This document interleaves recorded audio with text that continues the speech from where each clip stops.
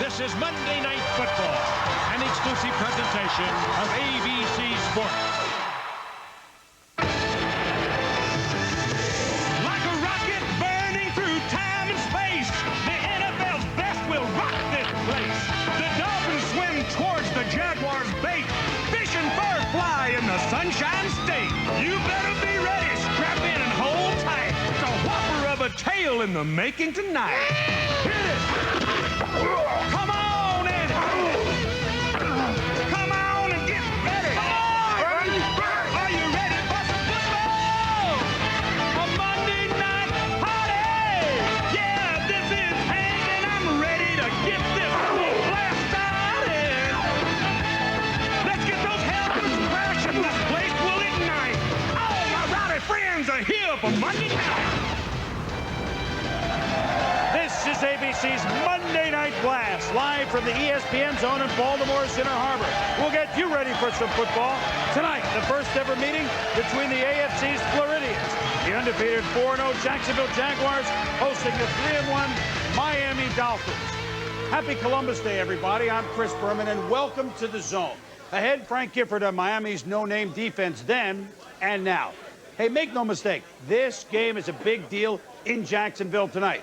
Even though the Jags, not the Dolphins, are the undefeated team, and even though it's the Jags, not the Dolphins, who played in the AFC title game 2 years ago, in the state of Florida, Miami is the football establishment, and itty-bitty Jacksonville is playing them for the very first time, and it's a home game.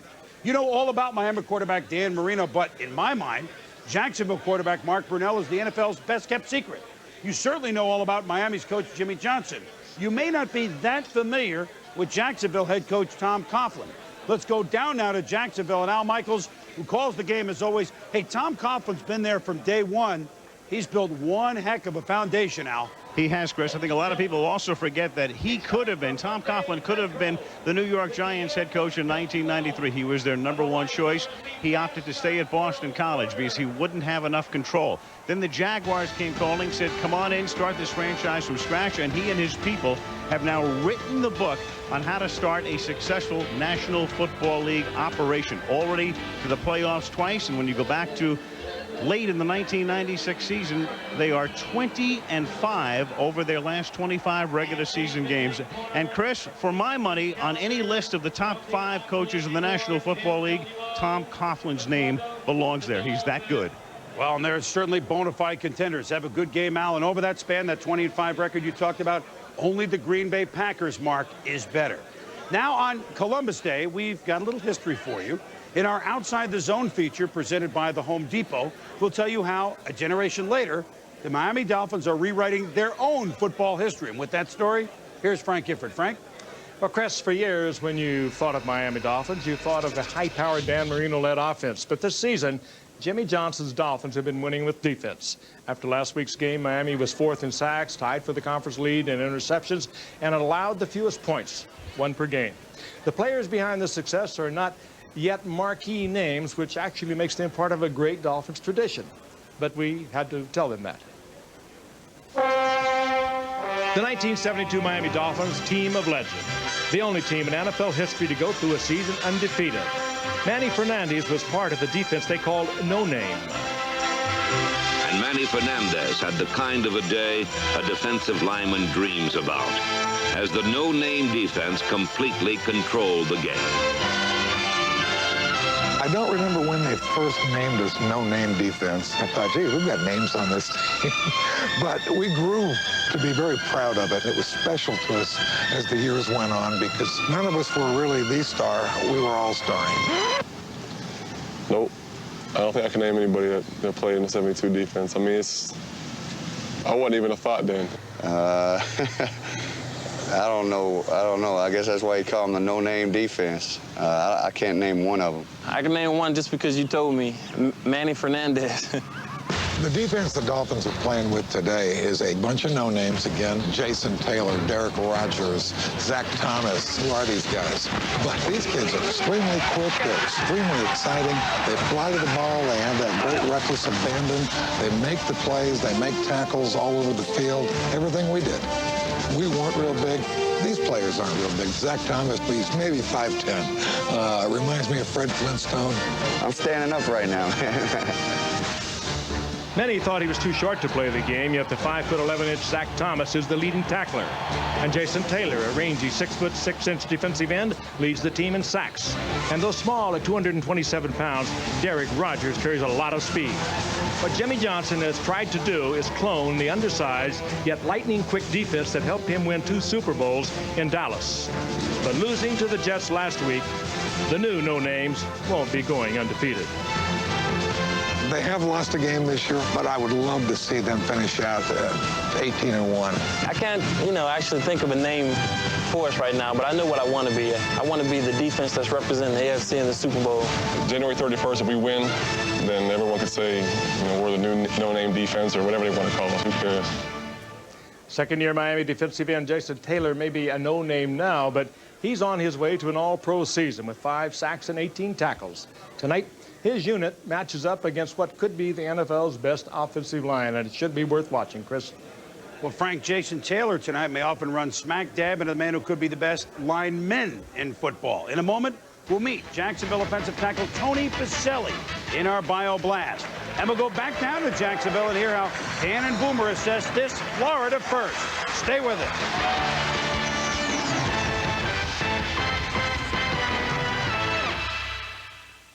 See Meineke today and save.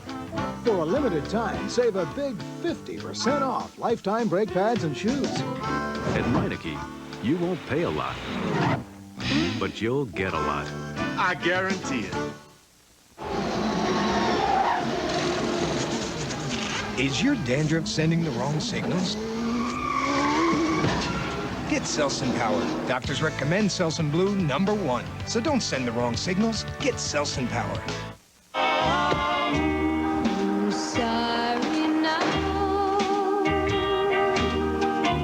Some people buy cut-rate car insurance, figuring they'll probably never have a claim. But then, something goes wrong, and there's no State Farm agent to turn to for help. So the choice is yours. Go with a State Farm agent who will be there for you, or go it alone.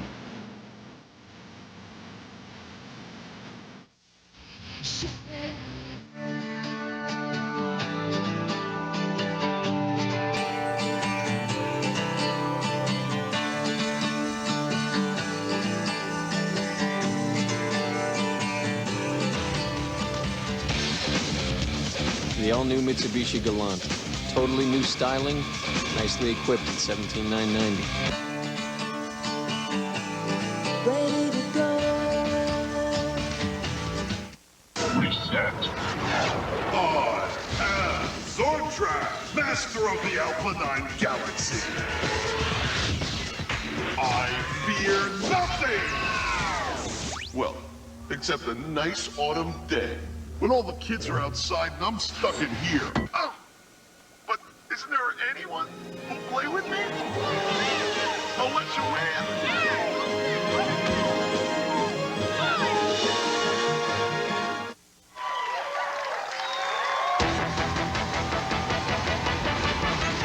ABC's Monday Night Blast, brought to you by Shop Vac. The only thing more powerful is our name.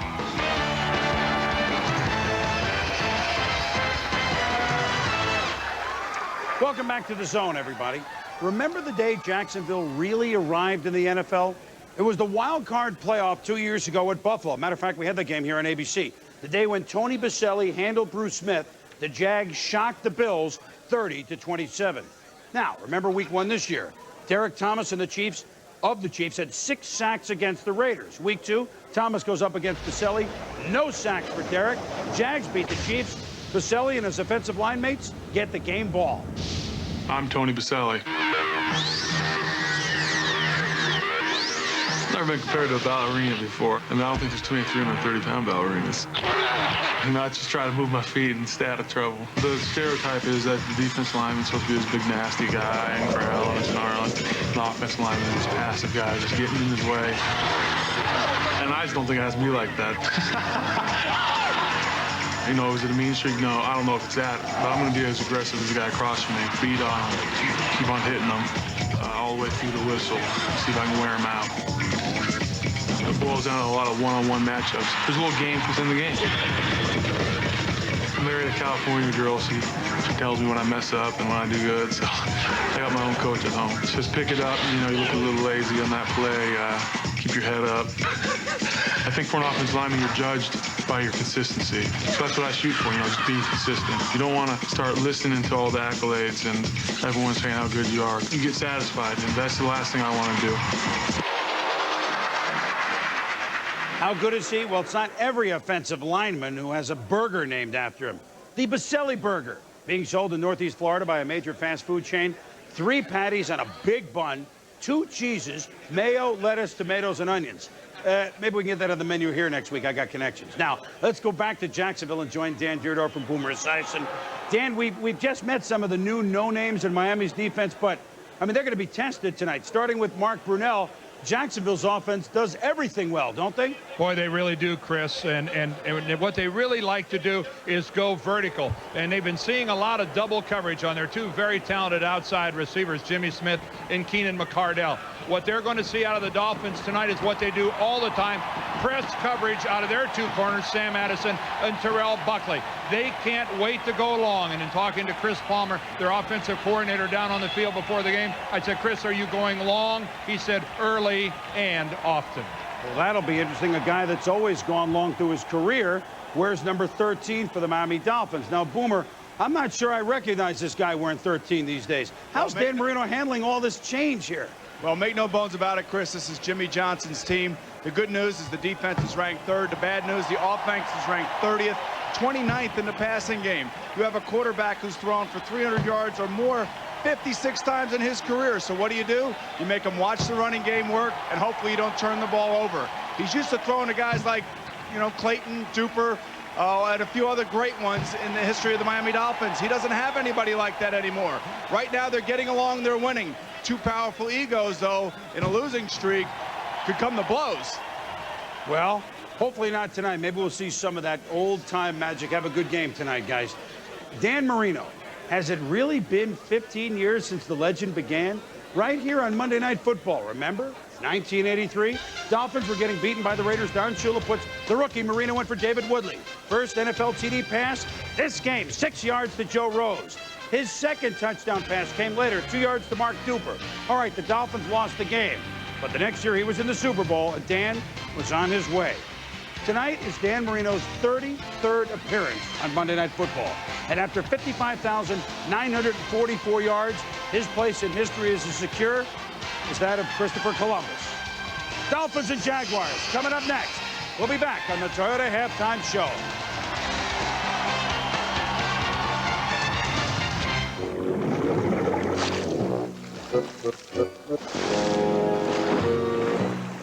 Tired of carrying all that heavy water around every time you vacuum the wet basement? Get the new Shop Vac QPV, the quiet vacuum that sucks water from one place and pumps it to another. Because you've got better things to do than lug water around. Shop Vac, the only thing more powerful is our name.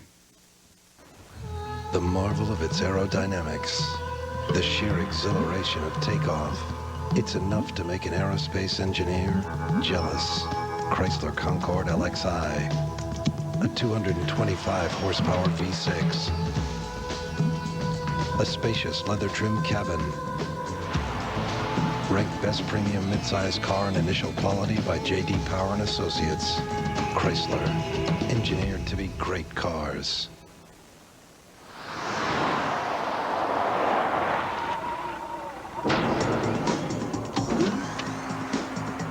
Select road. Validating tires. What kind of road can you drive on with BF Goodrich tires? Approved. Enjoy. Any road you choose. BF Goodrich tires. Take control. Because there is a man in Chicago planning his retirement this year. Because there is a family in Boston who hopes to send their kids to college someday. Because there is a doctor in New York looking forward to the day she will open her own clinic. Because the dreams of every investor continue to change in a complex world, so too have we. Which is why at Morgan Stanley Dean Witter, we measure success one investor at a time. Tuesday, should Brad skip college to become a pro athlete? You're good at a lot more things than just soccer. Don't you ever worry about messing up? Have you ever seen Tool Time? Home Improvement, ABC Tuesday. The past 6 years I love you, Bobby. won't ever compare to the next 5 weeks. Police, drive! Don't move that car! Go, drive! Yeah, right, buddy. It's time for Blue. Viewer discretion advised. The season premiere, ABC Tuesday, October 20th after Sports Night. Are you ready for some football? For the past 16 seasons, the Miami Dolphins have lived off the right arm of Dan Marino. In a prolific career with staggering accomplishments, his resume sparkles with NFL records. Marino has thrown more passes for more yards and more touchdowns than any player in the history of the league. Year after year, he has launched the football long and often. But this season, he's been asked to embrace a different philosophy. Not throwing it as much, but obviously there'll be times when we have to. But to be a little more consistent, running the ball, being more effective and efficient throwing the ball. Marino out of the shotgun, fires down the middle, a catch by McDuffie. Marino looking, he throws, touchdown Miami.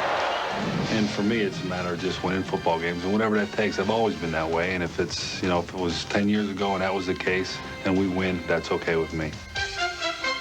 Marino will have to be at the top of his game tonight because the undefeated Jacksonville Jaguars are matched up against the Dolphins.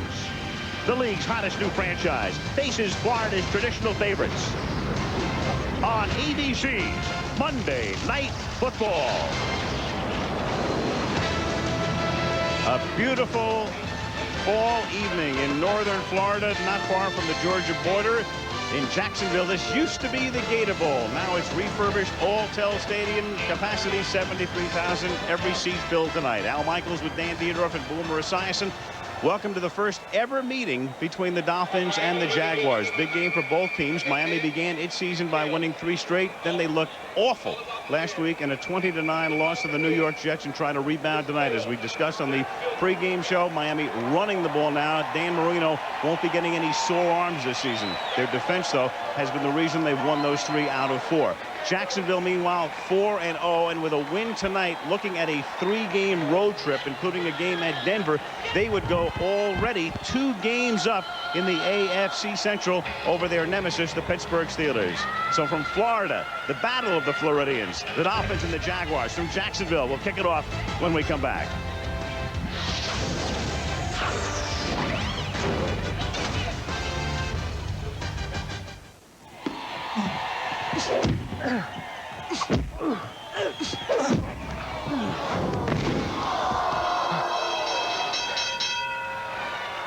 Sugar Ray, you are getting hammered by long-distance charges.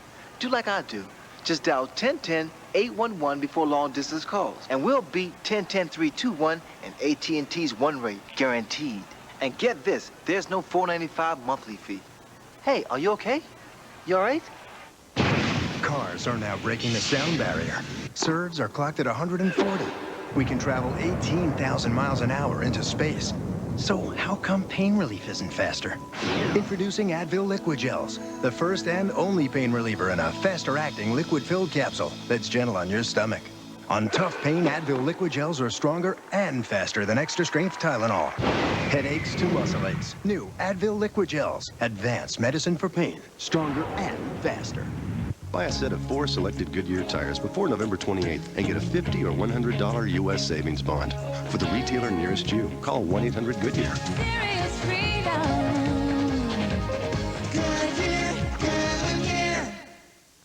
So, you going to buy this car This today? SUV today or not? Just for you. I'm going to talk to my boss. No hassles, no haggling, low prices. Log on to autobytel.com. We're changing the way America buys cars. ABC Sports welcomes you to the following presentation of the National Football League. I'm Lesley Visser back at Alltel Stadium. Well, Jimmy Johnson wanted a balanced attack this year, but Jimmy, it sounds strange to say with Dan Marino, but how are you going to jumpstart your passing game? Well, Lesley, in the first dozen plays or so, we've got scripted about a half a dozen passes. Without question, we've got to get them out of an 8-man front if we're going to be effective running the ball. Right, we'll look for that. Thanks, Jimmy. Back to you, Al. Thank you, Lesley. And the Jets used a lot of 8-men fronts last week in an overwhelming victory over the Miami Dolphins, who will kick it off with a Linda Mate to send it skyward before a roaring crowd in Jacksonville. Reggie Barlow and Tavian Banks are back to receive. And it comes down into the arms of the rookie Tavian Banks, their 4th-round draft choice from Iowa and 3rd down back and kick returner. Gets tackled by Brian Walker. So the Jaguars now with Mark Brunell. Brunell has been to the Pro Bowl in each of the last 2 seasons. In fact, 2 years ago, he was the Pro Bowl MVP, off to a good start this year. Behind him in the backfield, the rookie out of Florida, Fred Taylor, with Damon Shelton, Smith, and McCardell, great receivers, and Mitchell, the tight end. And then up front, Baselli, as good as they come. Coleman, New Year, DeMarco, and Searcy. Great tackles, good offensive line. They've done the job through the 4 games thus far. First down from the 23-yard line.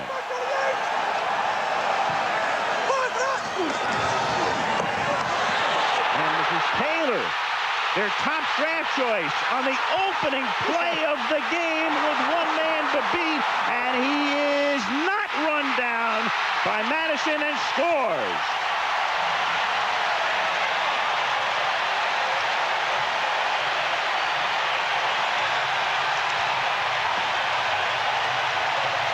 Well, I guess you can set up the Miami defense the next series. Oh, man.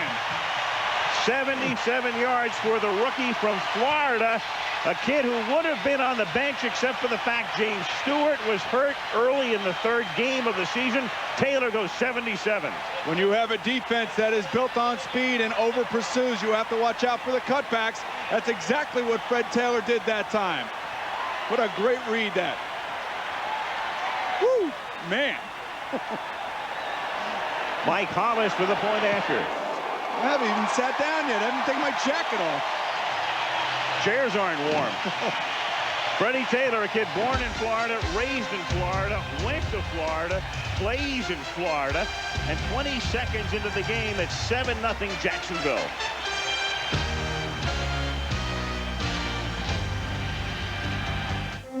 Making friends is our business was a motto that my grandfather created back in the 1950s when he came up with the slogan. Beer is about friendship, about relationships. It's about making friends, going out, meeting new people, and there's not a better beverage to do it with than a Budweiser. There are 500 million beer drinkers in the world, 80 million beer drinkers in the United States, and they must know something.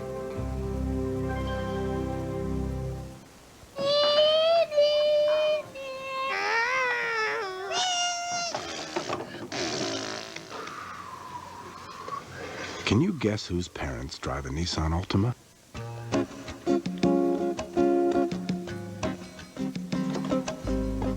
Hi, Mom. Buddy? The remarkably quiet Nissan Altima. Enjoy the ride. Right now, get $1,000 cash back on the purchase of any '99 Nissan Altima. What are they? What do you think? The X-Files movie is coming to video. You see a pattern emerging here, Scully? If you've only seen it once, There's no time! you haven't seen it all. Buy the hit X-Files movie on video tomorrow.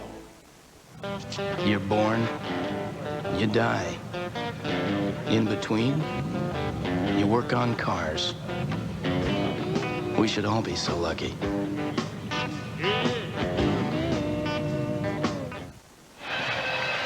That is Jason Taylor, Miami's best defensive lineman. They moved him to the other side of the line of scrimmage to get away from Tony Baselli. He's slow to close that hole, kind of lamely reaches out with one arm, and Fred Taylor is gone. That's a surprise. They were going to throw at Jacksonville tonight, trying to get the light Taylor away from the overpowering Baselli. Playing out of position, he didn't get in and close the hole. Now Mike Hollis to kick off. Miami to get it. 20 seconds into the game. It is fielded by the rookie John Avery from the 6. And Avery from The University of Mississippi brings it back out to the 29-yard line. And here comes Dan Marino with this new and more conservative offense, already having to come from behind. The fabulous career winding down at the age of 37, 16th year from Pittsburgh. Kareem Abdul-Jabbar, Stanley Pritchard are the running backs. Gadsden and McDuffie are the wideouts, and Drayton is the tight end. Then up front, Richmond Webb, who normally goes to the Pro Bowl, though he didn't last year. Dixon, Ruddy, Donnelly, and Brown. Donnelly's done a real nice job. They picked him up in the offseason as a free agent from the Oilers. From the 29-yard line, Miami's first offensive play. And Marino finding everybody covered, and then he dumps it off underneath, and it is caught by Troy Drayton, the tight end, who gets taken down by Dave Thomas after a gain of 5. Jacksonville up front. Wynn, Pritchard, Yurkovich, and Tony Brackens has been hurt, makes his first appearance of the season. Pop, McManus, and Kevin Hardy a couple of years ago. Hardy, the number 2 guy picked in the entire draft. Beasley and Thomas, the corners. Darius, a great-looking rookie, and Hudson, as you look at Fred Taylor. Taylor's 77-yard run has made it 7-0. It is second down now and 5 from the 33-yard line. Abdul-Jabbar swings to the outside, then turns it back and gets ridden into the turf at the 34-yard line, taken down by Tony Brackens. James Stewart started the season as the number 1 running back. Even though Taylor was their top draft choice, 9th guy picked, they were going to work Taylor in slowly, but when Stewart went down for the year, the job became Fred's. And James picked up over 100 yards in each of the first 2 games of the season. And then Al, talk about not missing a beat. In comes Fred Taylor. He gains over 100 yards in his 2 starts and appears to be well on his way to 100 yards tonight as well. Tom Coughlin, who doesn't miss a beat, imploring the crowd to get noisy, and they do. And on 3rd and 5, it is caught by McDuffie, so they convert for a first down. Mike Logan makes the tackle. Miami this season, on more than half of their drives, had not even made a first down, so at least a good start for them tonight. Well, you're going to be seeing Dan Marino, seeing Dan Marino doing a lot of coaching out on the field tonight. He has O.J. McDuffie, who he feels very comfortable with, but he has a lot of other young receivers that he's going to be talking to all night tonight, and you could see the frustration on Dan Marino's face even after the first pass that he threw. Coughlin getting the crowd into it, and they are. And on first down, it is Drayton is the tight end for a gain of 2. You know, Al, you make the point about half the time, or more than half the time, that they don't gain a first down. It's stunning that they have a winning record. It is stunning that they are 3-1 with an offensive performance that puts the defense on the field that often. I would think a lot of that is also a victim of circumstance. You know, a couple of games early on, they played against Indianapolis in Peyton Manning's first game, and a downpour against Pittsburgh, and then also played against the Jets. You know, team's not known for great offense. Here is Abdul-Jabbar. He takes it to the 48-yard line. So another 3rd down play coming up. 3rd and about 6 from the 48. Tackled by Donovan Darius. Kareem Abdul-Jabbar will come out now. And John Avery, who was their top pick in the draft, Avery is a kid they want to work in more and more. But for the moment, Bernie Parmalee is a 3rd down back. And there is the veteran who is in there. We will see a lot, though, of Avery before this night is done.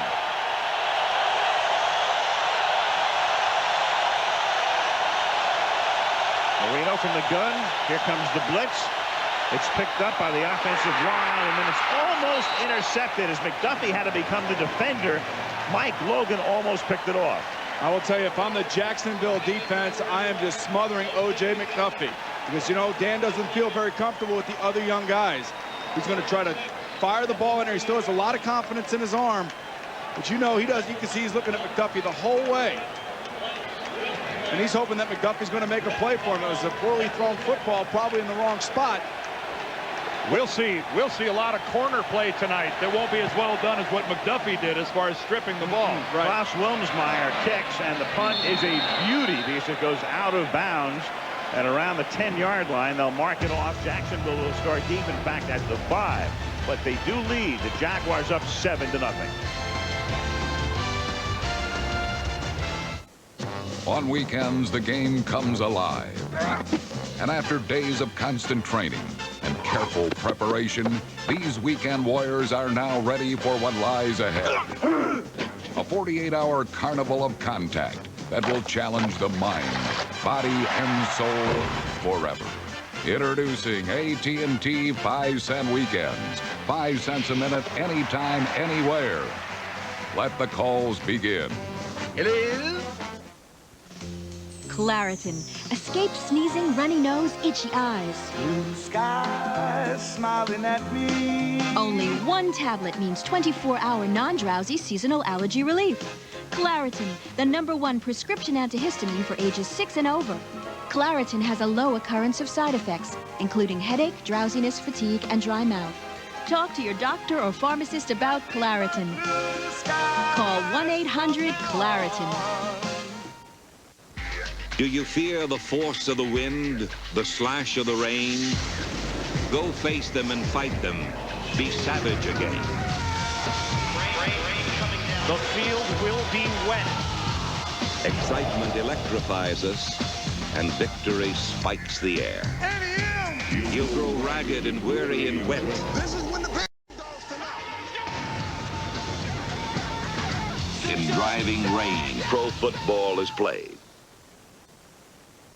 Monday Night Football Online is inside the game with live action, interviews, post-game analysis, and live polls on the web at ESPN.com. Check out the Miami defense. They were on the field for just one play, the Taylor 77-yard touchdown. Mixon, the rookie, with Bowens, Gardner, and Jason Taylor, the active defensive end. Rodgers, Zach Thomas in the middle, and Robert Jones, the ex-Cowboy and Ram. Buckley and Madison at the corners. Jackson and Brock Marion, the ex-Cowboy, are the safeties. First down from the 4-yard line. Early first quarter, 7-0 Jaguars. Burnell hit as he throws, going deep and goes into the arms of Jimmy Smith. He catches it for a big gain. Got by Buckley, and it's all the way out to the 45-yard line. If you give a guy like Mark Burnell that kind of time in the pocket, he will deliver a ball right on target.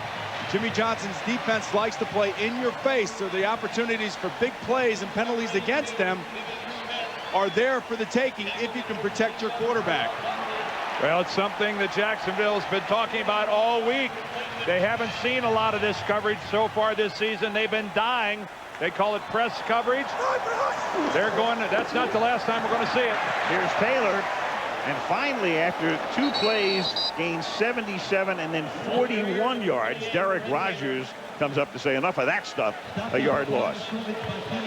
See right here, Mark Burnell standing in the pocket. He's sitting, he's waiting, he's waiting, he's waiting. He's taking every available ounce of time and takes a hit right as he delivers the football, but it's still too much time for him. Yeah, Robert Jones got there way late. By that time, the damage was done well downfield. Second and 11 from the 44.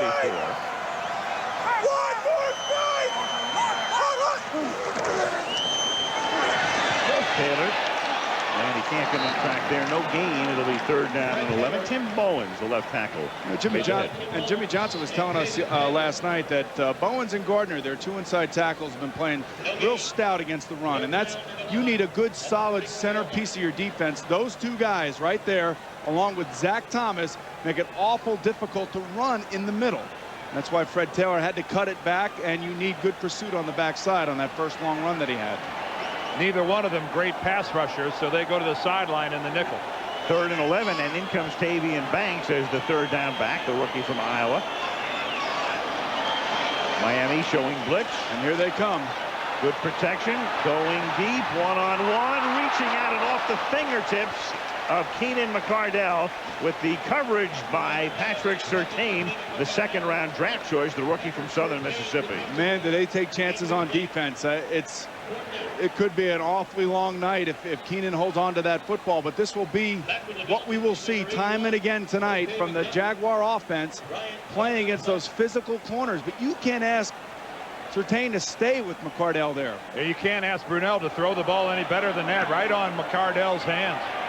Brian Barker to punt. Bounces at the 3, skips into the end zone. Miami will take it at the 20-yard line. 8:56 left, opening quarter at Alltel Stadium in Jacksonville. where the Jaguars lead the Dolphins 7-0. The Nissan Frontier could become a prized possession. Along with the most horsepower in its class and the largest cargo bed in its class, it's been awarded the best compact pickup in initial quality by J.D. Power and Associates. Feel free to display the trophy in your garage. Right now, get $2,000 cash back on the purchase of any '98 Nissan. This is a world only a few know well. A world of risk and uncertainty, where the roads can take you to success or prosperity, or sometimes to no place at all. This is the financial world.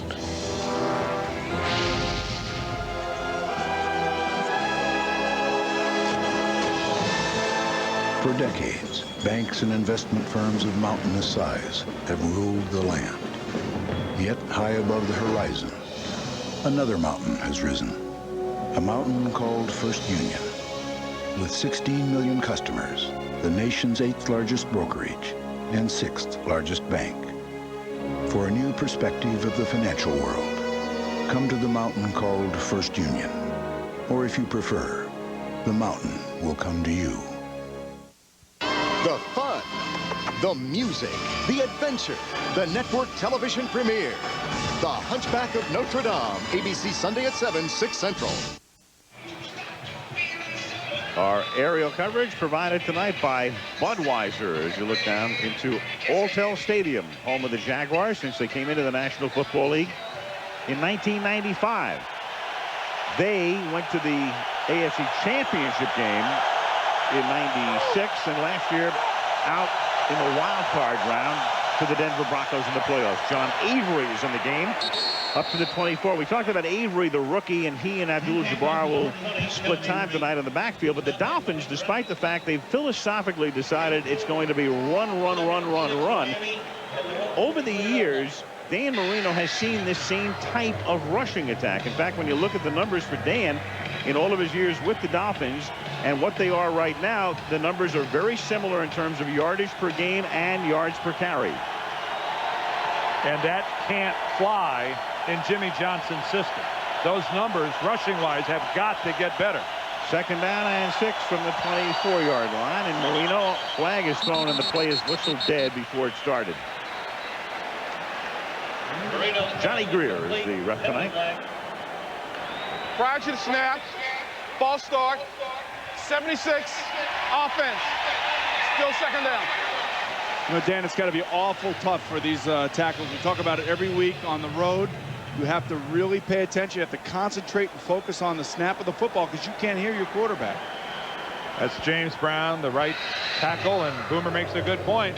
And there's what Al was talking about. Look at 83 to 97. Just look at those numbers, and now look at 98 with all of this emphasis on the running game. Nearly identical. I think the emphasis is in the papers and in the minds of people. I just don't think that they have the receivers that they used to have. So he doesn't feel comfortable. We started with 83 because that was Marino's first year, and O.J. McDuffie goes over the middle, gets position on Beasley, and makes a fine catch to advance the chains. And that was a terrific catch, and Dan Marino is used to having 2 guys on the field that can do that for him.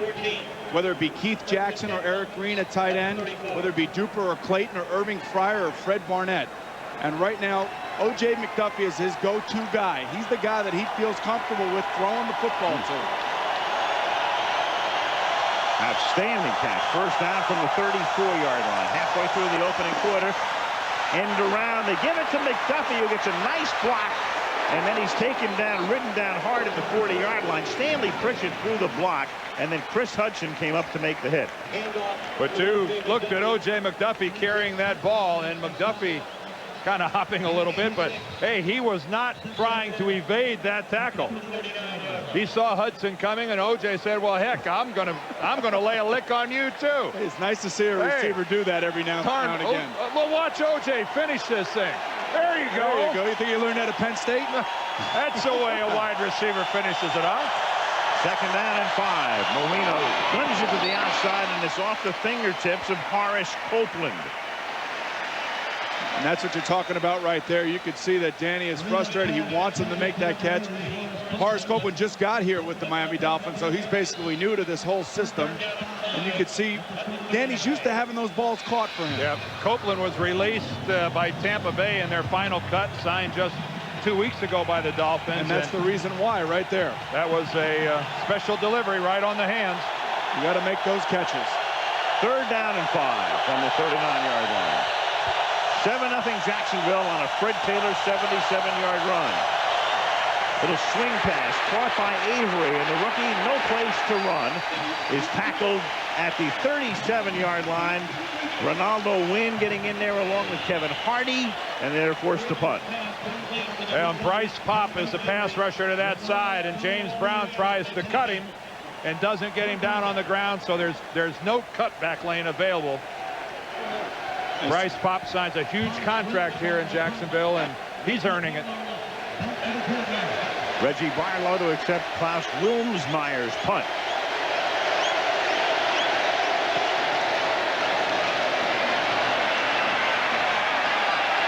Good kick, 52 yards. And then Barlow brings it back to the 23-yard line. Jags get it back. With 5:49 left in the opening quarter. 7-0 Jacksonville.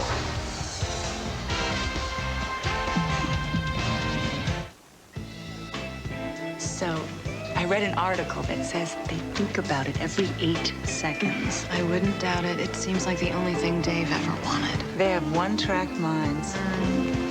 It must be something biological or genetic. Men, they're all the same. Hey. You read my mind.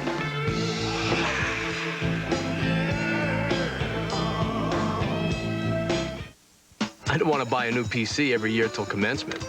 I needed one that would keep up with them.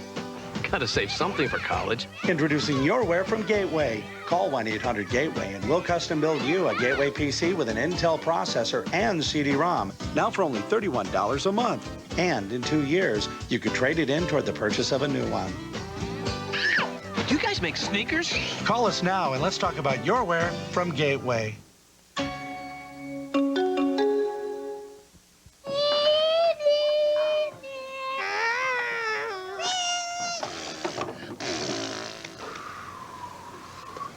Can you guess whose parents drive a Nissan Altima?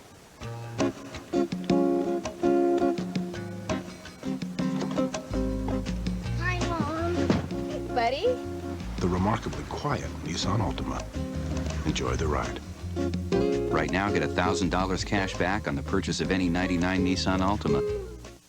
The past 6 years won't ever compare I love you, Bobby. to the next 5 weeks. It's time for Blue, the season premiere, ABC Tuesday, October 20th after Sports Night. A reminder, Saturday college football on ABC. Purdue against Penn State. Oregon against UCLA. The Bruins are now #2 after the Nebraska loss, trailing only Ohio State in the polls. Virginia, Georgia Tech, Oklahoma State, Kansas State. Check your local listings for the game in your area this Saturday. From the 23-yard line, the Jaguars begin the drive from there.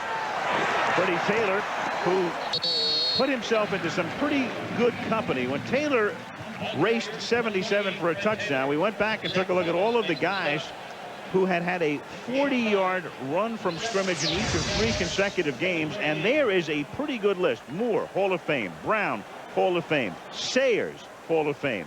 Franco Harris, O.J. Simpson. Of course, you go down that list, Barry Sanders will be, and there's Taylor joining that illustrious list. Not bad. Not bad. For a guy that wouldn't be starting. James Stewart would be the starter. It's gone. Brunel going deep, flag thrown, and with Jimmy Smith applauding, he thinks obviously it's pass interference on Sam Madison.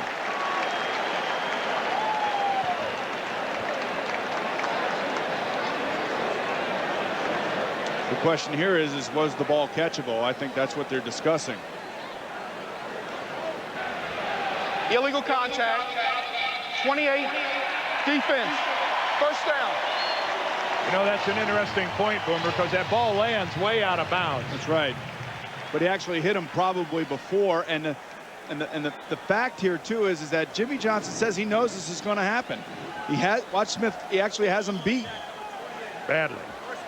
But when you have aggressive DBs and you're teaching them to be aggressive and to try to make plays, these are the things that are going to happen, and Jimmy accepts that. At least that's what he told us last night. Now, I don't know if that's going to be the case tomorrow in the meetings. Well, I can't believe that either Madison or Buckley slept very well last night, knowing that they had to see Smith and Mark Cardell all alone tonight. First down from the 33-yard line. Brunell, and he can run. He's as nifty as they come, as mobile as any quarterback in the league, and he shows you why right there.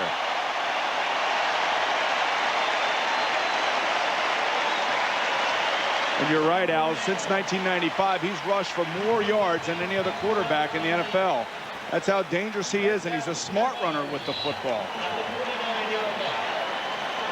Well, he damaged his knee last year, missed a bunch of games, and what a scene it was when he returned to the starting lineup here on a Monday night against Pittsburgh in a game that Jacksonville won. That was as emotional a scene as we've seen in a while, reminiscent of when Jerry Rice came back to play in that game last year for San Francisco. 18-yard pickup and then a draw play on first down. Fred Taylor going next to nowhere. Monday Night Football from Jacksonville is being brought to you by Budweiser. What fresh beer tastes like. AT&T, it's all within your reach. Nissan reminds you that life is a journey. Enjoy the ride. And First Union, your guide to the financial world. St. John's River flowing through Jacksonville, Florida. Jacksonville and the Carolina Panthers granted the expansion franchises that each came into the league in '95.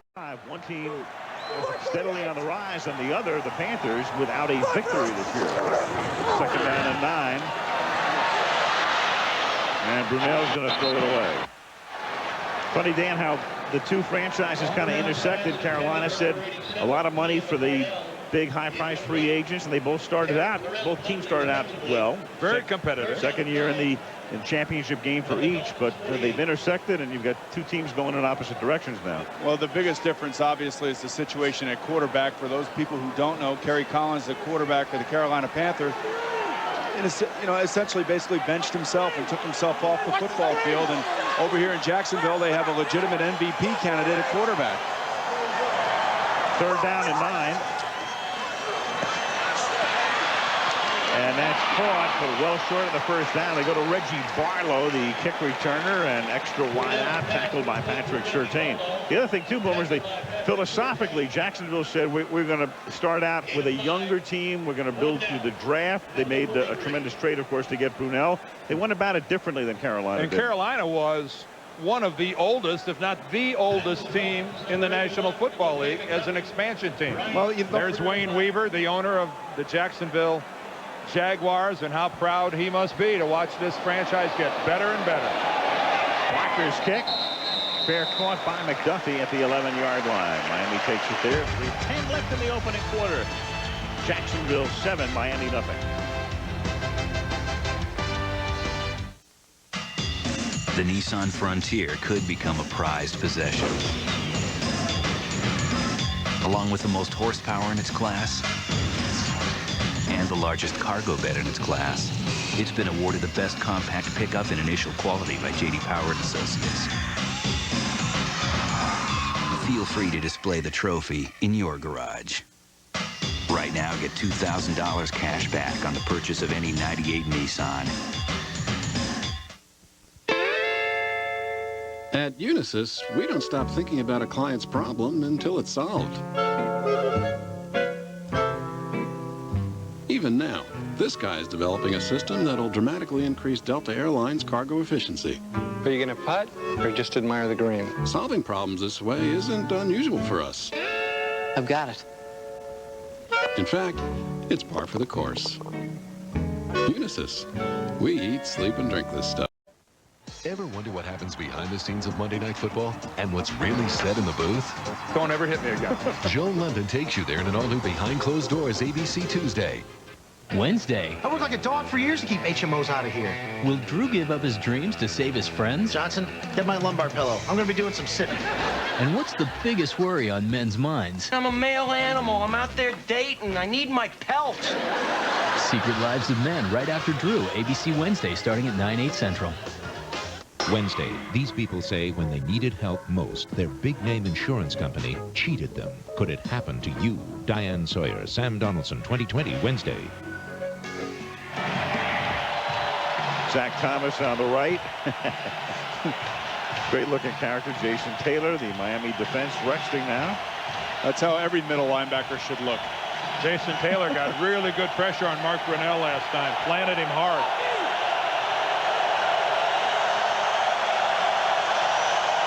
Dolphins begin from the 10-yard line late in the first quarter. Marino hangs in the pocket, then slings it off the fingertips and incomplete. Aronde Gadsden, the intended receiver. Now, the only thing I could tell you as far as Danny is concerned in the pocket, when he drops back, he's not feeling comfortable in the pocket because he doesn't have the confidence in delivering the ball downfield. You know, I've been there. My last year in New York, we had a collection of free agents and trades that came in late. And when you drop back as a quarterback, you want to be able to deliver a ball to a guy that you know is going to be where you expect him.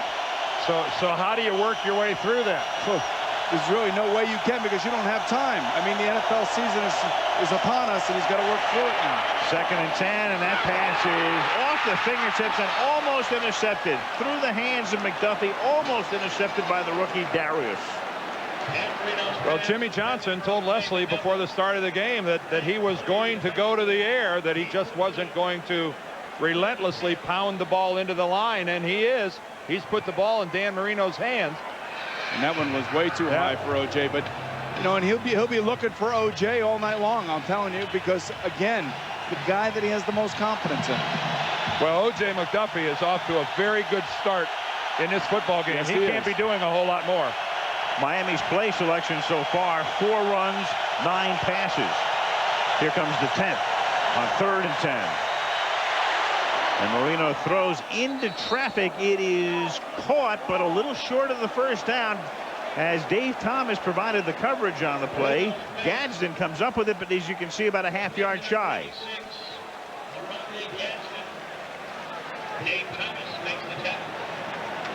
And so a 9.5-yard gain on a 3rd down. And Gadsden made a nice catch on that. That was low and behind Gadsden. Again, but Danny has a way of throwing the football and giving his receiver an opportunity to make the play and not allowing the defender to make the play. And he's been notorious for doing that throughout his entire career. And sometimes the ball doesn't look like it's accurate, but he is accurate. He knows where to put it. Wilmsmeyer to punt it. Barlow back to accept it. It's a short kick. It's only a 34-yard kick. And then taken down. Nice open field tackle by Bernie Parmalee. And a good thing, too. If he'd have got around the corner, there was a sizable chunk of real estate there if Bernie doesn't make that tackle. Marino on the phone. Calling for help. Yeah. Says Yatil get back. Wilmsmeyer got shaken up. Yatil Green, their #1 draft choice, as you see what happened to Wilmsmeyer here. Ouch. Hurt himself. Ooh. Punting is a tough job. Yes. It looks like it's a quad, huh? Looks like he hurt his quad a little bit. Ooh. First down at the 47-yard line. Reggie Barlow in place of Jimmy Smith right now. Fred Taylor picks up the yard. Jimmy Smith went back to the locker room after the last series, reaching for the back of his leg, so the wide receiver is not out there right now, and Reggie Barlow is in place of him. Hamstring strain is the report on Jimmy Smith, and should return is what they're telling us. And right now you're seeing illustrated on that last play, the Miami defense really trying to muster up some enthusiasm, a little intensity. They realize that they're on the verge of being backed into their own territory. They're trying to come up with a big play. 2nd and 9. Freddie Taylor swinging to the outside to the 47. Freddie Taylor tackled by Buckley, a guy who at the end of last season, Tom Coughlin, when they were blown out by Denver in the wild card game on the plane on the way back, he said, we've got to revamp this running game. They got rid of Natron Means. They knew they had James Stewart, but they said you can never have enough good running backs. And then in the draft, he opts to go with the local kid. They wanted to work on their run defense a little bit, too. They only gave up 310 yards to Denver. Terrell Davis had a tremendous day, and then Derek Lavelle also ran for over 100 yards that afternoon. 3rd down and 4. Shotgun, fake inside give. Brunell throws on the run, wide open, and coming back to make the catch is Reggie Barlow. Great adjustment by Barlow. Marion makes the tackle. So Barlow, basically the kick returner, but an extra wideout and trying to win a spot in a few more offensive formations. Boomer, I don't know what you call that play. I call that really attractive. Well, what I call that is an athletic quarterback who sucks up a defender and then throws it in behind him. And Barlow does a nice job of standing on the sideline and giving Mark Brunell a target. These are the things you can do with an athletic quarterback right here. And Mark's eyes are always upfield looking to make a play. A lot of misdirection. That was a good-looking play. First down from the 27-yard line. Wide open. This is Damon Shelton, and the fullback has it inside the 10 down to the 8. Chris Palmer, the offensive coordinator, sending in the call and looking now at a 1st and goal. Their offensive game plan is going to be to work Miami's speed and pursuit against them. So he's going to run a lot of play action, play fakes, and things of that nature, and that's exactly what happened on this particular play. You fake the run to the right, and you bring your athletic quarterback out to the left and hit the fullback in the flat. End of the first quarter, 7-0 Jacksonville. Monday Night Football returns after this message and a word from our ABC stations.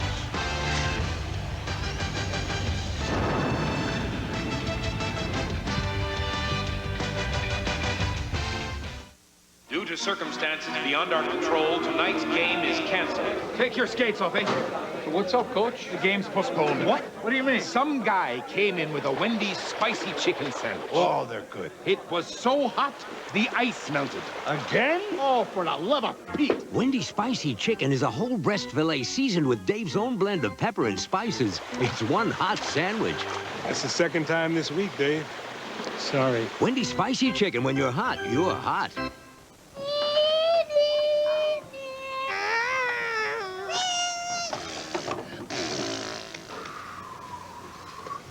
Can you guess whose parents drive a Nissan Altima?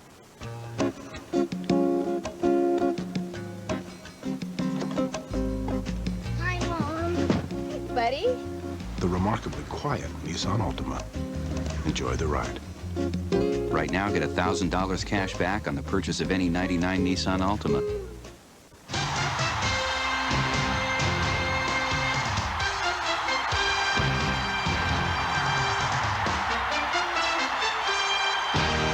The Jets meet New England next Monday at 8 on ABC. Feeling a little lost in the shuffle at your bank? With new rules, new fees, and unfamiliar faces, you're just part of the masses. Maybe it's time to make a move. And here's a smart step. SunTrust, a bank with over 100 years of building relationships in Florida, where you get one-on-one attention from local decision makers, people that make it happen. And to help, SunTrust is waiving monthly service fees on package accounts until the year 2000. So make the easy switch. Call SunTrust. A vigil draws attention to deadbeat parents right after the game.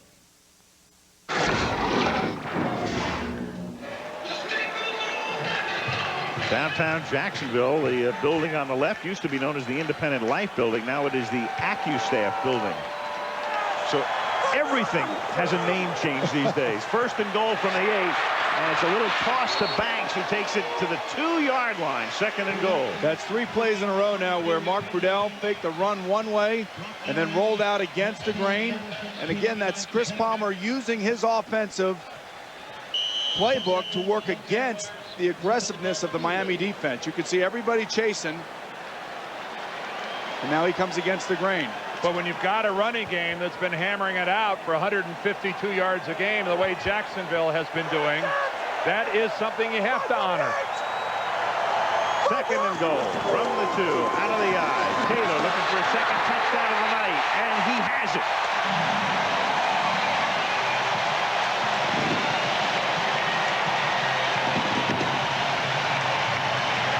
Well, Fred Taylor grew up a Miami Dolphins fan. Said, well, that was then and this is now. He's certainly proving that. This All-American from Florida, this is power running. 1 broken tackle, 2 broken tackles. Tremendous leg drive to get it into the end zone.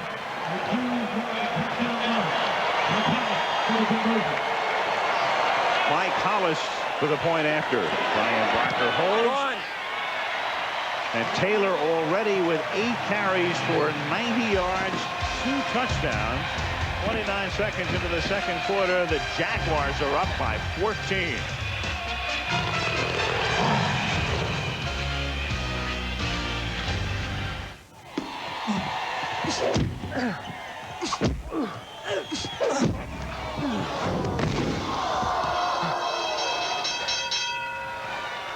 Sugar Ray, you are getting hammered by long-distance charges. Do like I do. Just dial 1010-811 before long-distance calls, and we'll beat 1010-321 and AT&T's one rate, guaranteed. And get this, there's no $4.95 monthly fee. Hey, are you okay? You all right? You guys are in here again? I can't believe this! You're always in here nursing your injuries. I have never seen such a group of cream puffs in my life. This is football! I need guys that can play! Man, I thought he'd never leave. For the great taste that won't fill you up and never lets you down, make it a Bud Light. Hot dog, anyone?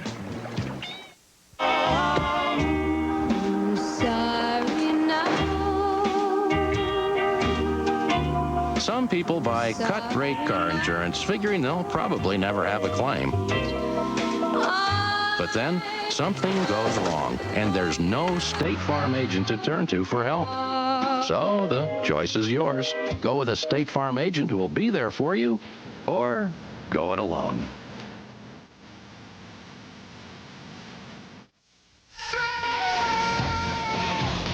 This is when the big dogs come out.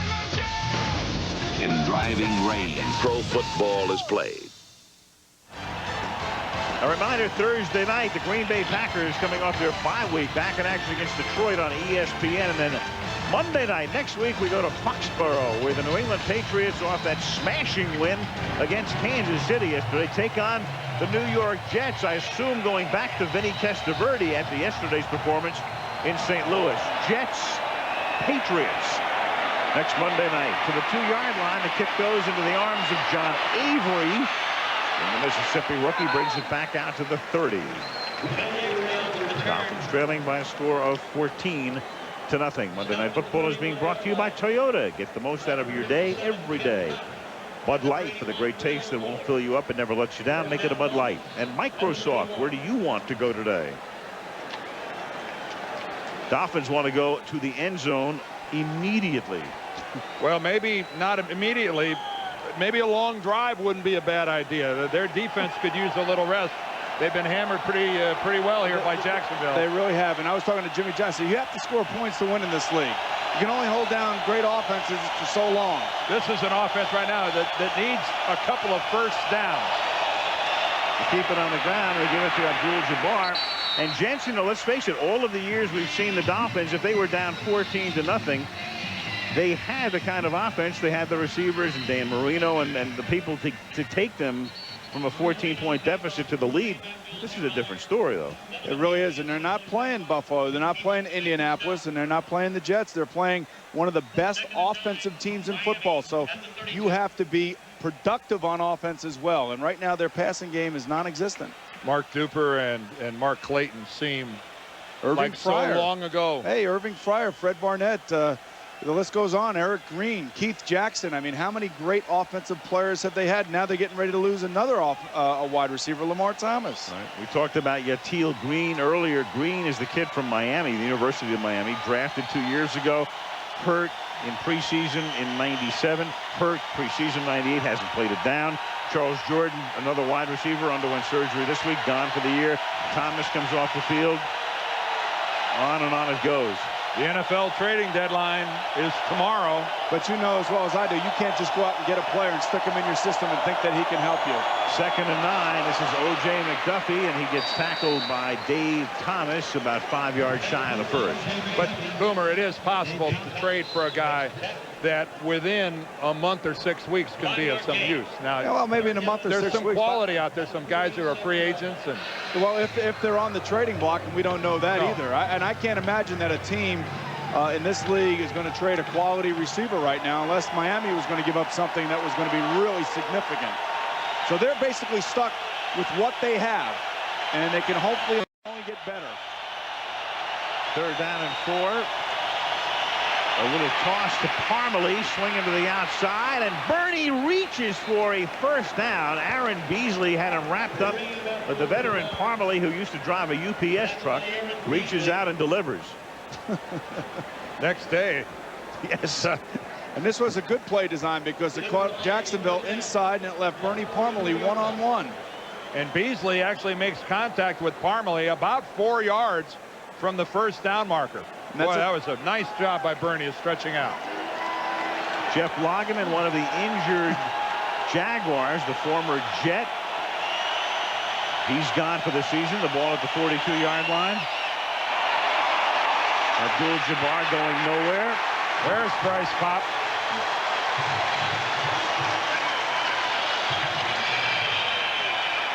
The thought was to bring Bryce Pop in here and get a lot of sacks. He has 66 sacks in his career. So 4-time, the last 4 Pro Bowls, he's been there as a Buffalo Bill.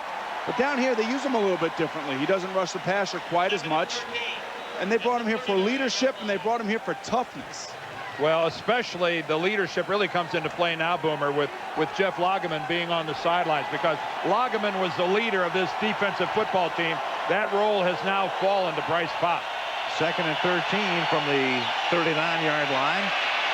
Marino slings it. Finally, a man is wide open, and the catch is made by Gadsden, and he takes it to the Jacksonville 40-yard line for a first down.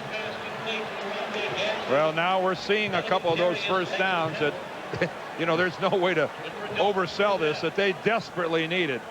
Their defense is getting to sit this out, and that was a nice read and finding the soft spot in that zone by Gadsden. You can see what a quarterback sees from behind him, that angle where he wants to throw it in behind the linebackers.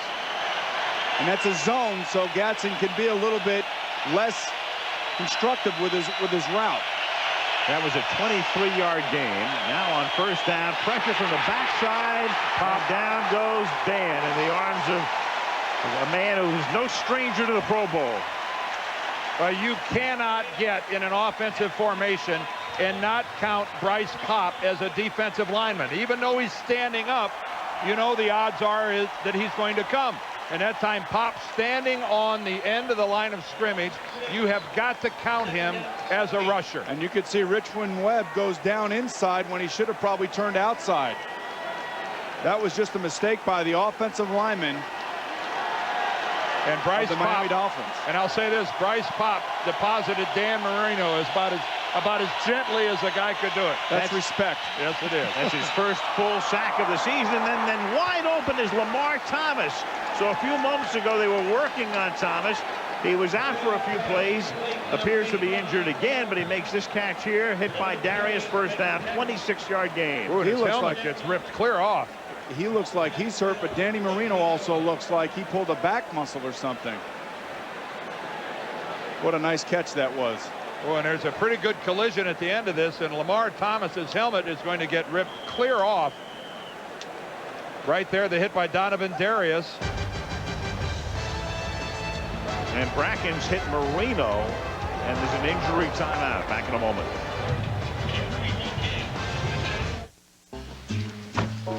Splendid looking Lexus. Thanks. Like my Seville, no doubt a technological marvel.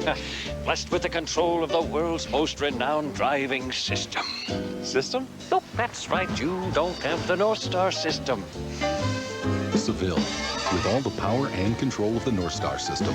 Now just $549 a month. It's what's next. Do I want to know how much? No, it would break your heart. Seville, it's what's next. Earth to Stephanie. What? It's like your mind is a million miles away. At Unisys, our people can't stop working on innovative ways to solve our clients' problems. Is there something you want to talk about? So even now, she's still thinking about a networking solution for a bank in Hong Kong. Of course. Because when we set out to do something, we really get into it. Unisys. We eat, sleep, and drink this stuff. ABC Tuesday, Mike takes his shot in the woods.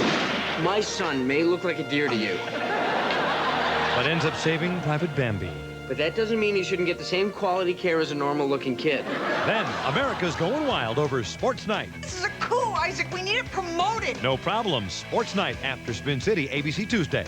Step outside, and I'll set you free. Sylvester Stallone. Don't play with me now. Antonio Banderas. As long as you are out there, I'll never be #1. For two assassins, the real competition is about to begin.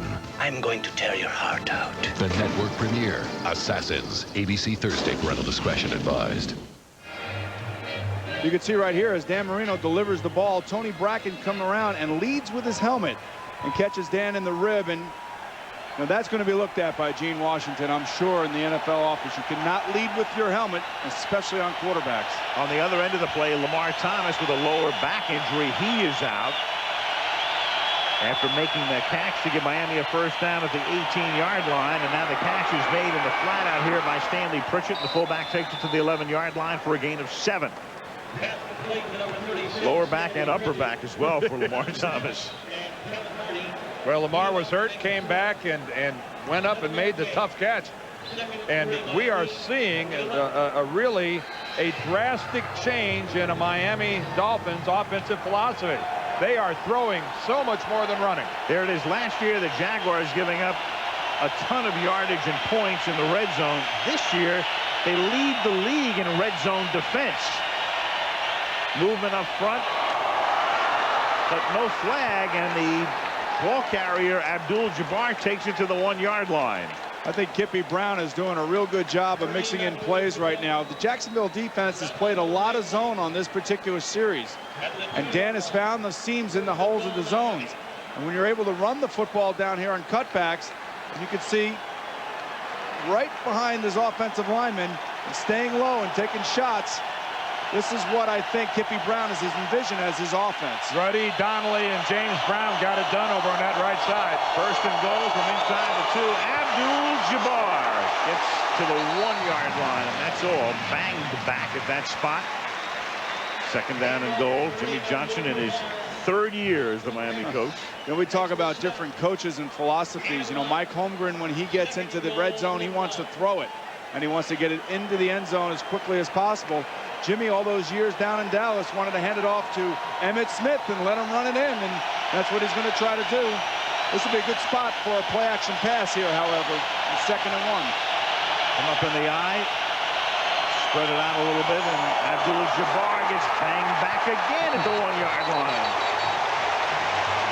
Tom McManus right there. So Gerard's defense now stiffening 3rd down and goal.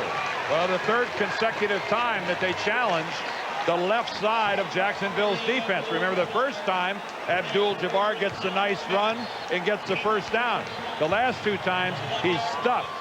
I never liked calling the same play twice in a row. It just never works. Even if you score or you run, 10 yards in the first time, it never comes back and works the second time, it seems like.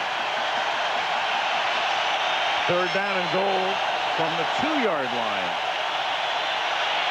Play fake and the toss into the end zone, and wide open is Troy Drayton to make the catch. So wide open, Dan almost missed him. This is what they call the old Y sneak, where the tight end, who's known as the Y in the offense, kind of makes like he's blocking and going out play side, but then sneaks and drags underneath everybody else, and the pursuing defense loses track of him. A lot of times, Boomer, you'll see that tight end go to the ground to really try to get lost. Drayton didn't even have to do it that time. He stayed on his feet and runs across the grain. But he better hold on to that ball. He had to work. He had to work for that. Olindo Mate for the point after. Dan Marino has now thrown 390 career touchdown passes. #1 of all time. 7:41 left in the half. Dolphins get back in it. 14-7 Jacksonville.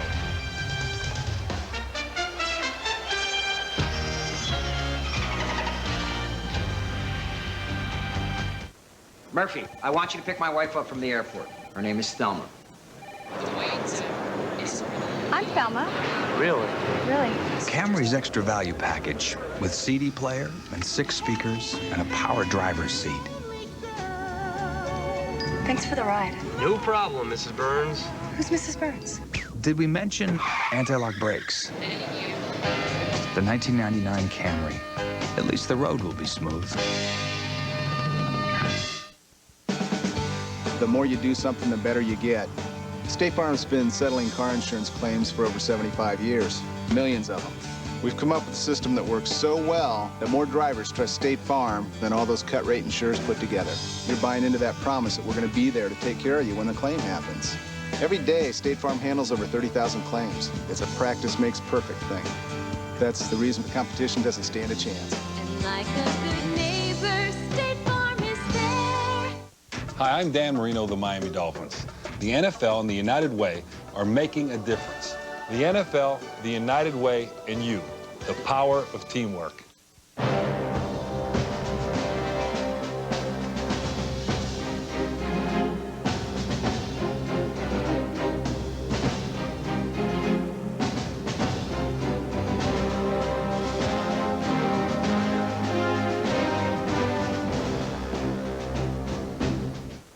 Meet a guy who'll teach you how to really score. Love is not compatibility. It's the tingling in your power source. Cupid ABC Saturday. Well, the good news for Miami and the bad news for Jacksonville, there's no instant replay. This is not a catch. Watch the ball hit the ground. Woo, man, that would have been reversed if replay was still in vogue. Tavian Banks runs the kick back to the 22-yard line. Not only did Drayton fool the Jacksonville defense, but he must have also fooled the officials in their eyes. Well, let's face it, from our vantage point here, it looked like a catch. All the officials were screened, and it was only from that one back angle. We have a lot of cameras here on Monday night. The only thing I can tell you is don't count Dan Marino out. You know, the quarterbacks who are 35 and older guys, you know what their record is? 19-5 this year. There it is again. He pulls it to his chest, but it comes out and strikes the ground. You cannot hide from Kenny Wolf and Craig Janoff. They know all and see all. Well, you can run, but you definitely can't hide. This is Taylor going nowhere. No, earlier the Jacksonville Jaguars had an opportunity to make a big play and they didn't make it. And when you're on the road and you're playing a team like a 4-0 team that has Super Bowl aspirations, everybody's picking them. A lot of people are picking them. You have to make the most of your opportunities if you're Jacksonville. You cannot give a road team like Miami any sense of life, which is what they have right now. Tom Coughlin, who does not miss anything. No, he doesn't miss a thing. 2nd down and 10 from the 22-yard line. Taylor on a swing. One thing about Coughlin, he is meticulous, he is organized, as are most coaches. He also, he's great to lip read. We were talking to him last night. One of the problems that he has is that he rounds off his consonants. And when you do that, when you end your adjectives in a G and not an N apostrophe, everybody knows exactly what you're talking about. I don't know what you're talking about. I think what he's saying is there have been times where Tom's been a little colorful on the sideline. Yes. And everyone watching knows what he was saying. Absolutely. That's the layman's explanation. Thank you, Dan. Come see me on the Playboy channel. 3rd down and 8. And that is intercepted by Terrell Buckley at the 40-yard line. And he brings it back to the 36. Intended for McCardle. And you could see Tom Coughlin screaming at the officials saying he's all over him. He wants interference on Buckley, but again, this is the type of defense that they play. They're right in your back pocket the whole time, and they can make plays. They have some playmakers back there in the secondary. But it's also a problem that has plagued Mark Brunell in the first half, throwing interceptions. He did it 2 weeks ago against Tennessee, now tonight against Miami.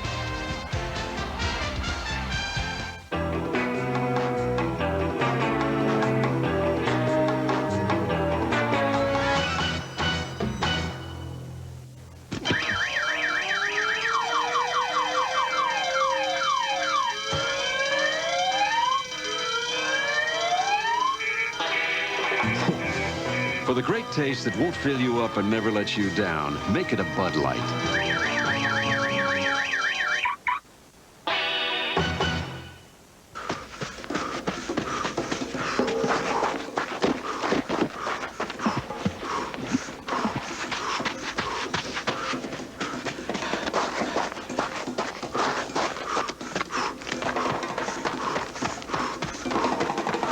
Out here, you don't worry about running out of gas.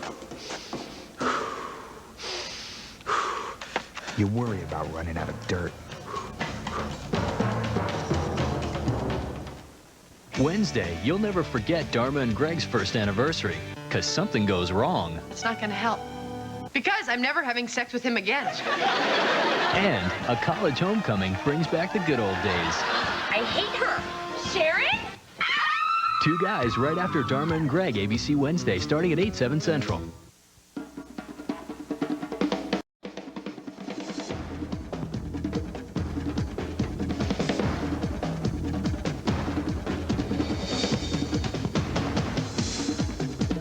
Welcome to Fantasy Island.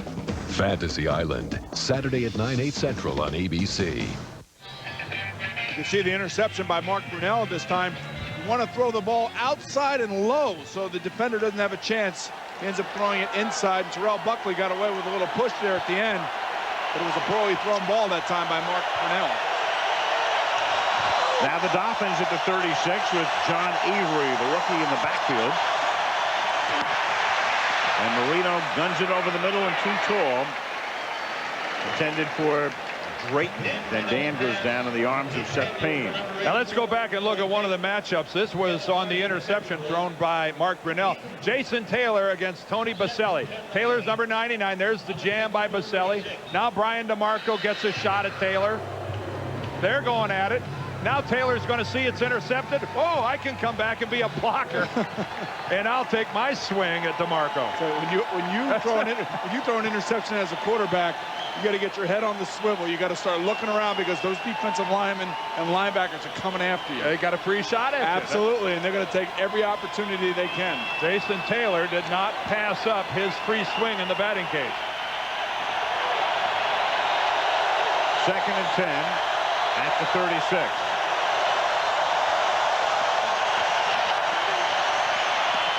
And a slant caught by O.J. McDuffie to the 23. That's a first down. Got inside Beasley. Oh, what a nice throw that time by Dan Marino. Threw it right off the back shoulder of Kevin Hardy, number 51, who was going out into the flat with Troy Drayton. And he threw it right on time, and he put it right where you want it. Right in behind 51. 51 never even saw the football. 13-yard gain. One of the quickest releases in the NFL, Dan Marino. Have you ever seen it quicker? I might have been a little bit quicker, I think, when I was a rookie. This is Avery. Nowhere to go. Joel Smingy knocks him down in the backfield. That just means we didn't want to get hit, so we want to get rid of the ball as quickly as we can, especially on 3-step drops. He looks like he's throwing as hard as he's ever thrown, too. He looks real good tonight. They're giving him an opportunity to play. They're not guarding against not having receivers, or they're letting him throw on first down, which is the key for every quarterback. Well, it has been a tough week in Miami if you are a receiver on the Dolphins football team. And one guy who read the newspapers and who got excited about it is this guy, O.J. McDuffie. He's playing a whale of a football game. 4 catches tonight for 43 for him. 2nd down and 13. Marino throws and getting tangled up, but no flag. McDuffie and Beasley. I've been hard on him as well, and O.J. McDuffie has not scored a touchdown in his last 16 games, but he has come to play tonight. He's made some nice plays, and again, he is the guy that Dan Marino feels most comfortable with. He has to, because he's the one who's played with him the longest. Well, one thing about McDuffie, he's the primary receiver, but as you can see, in the equivalent of an entire season, he hasn't scored a touchdown. He last scored on September 21st of '97. But he's the featured guy now. You know, he's the guy that takes over. He's the go-to guy for Dan Marino. 3rd and 13. And that is intercepted at the 9 by Aaron Beasley.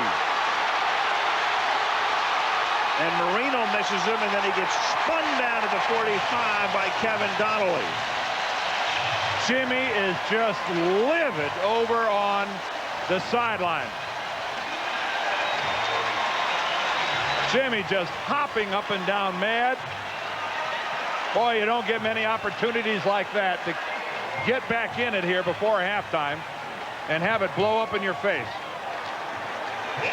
There's a great play by Beasley. He undercut the route. The ball gets tipped at the line of scrimmage and floats. But give Beasley a lot of credit. He followed the receiver inside and played underneath him. Well, you're right. Somebody got their hand on that ball. First down from the 45-yard line after the team's trade interceptions, and this is Taylor for a gain of 2.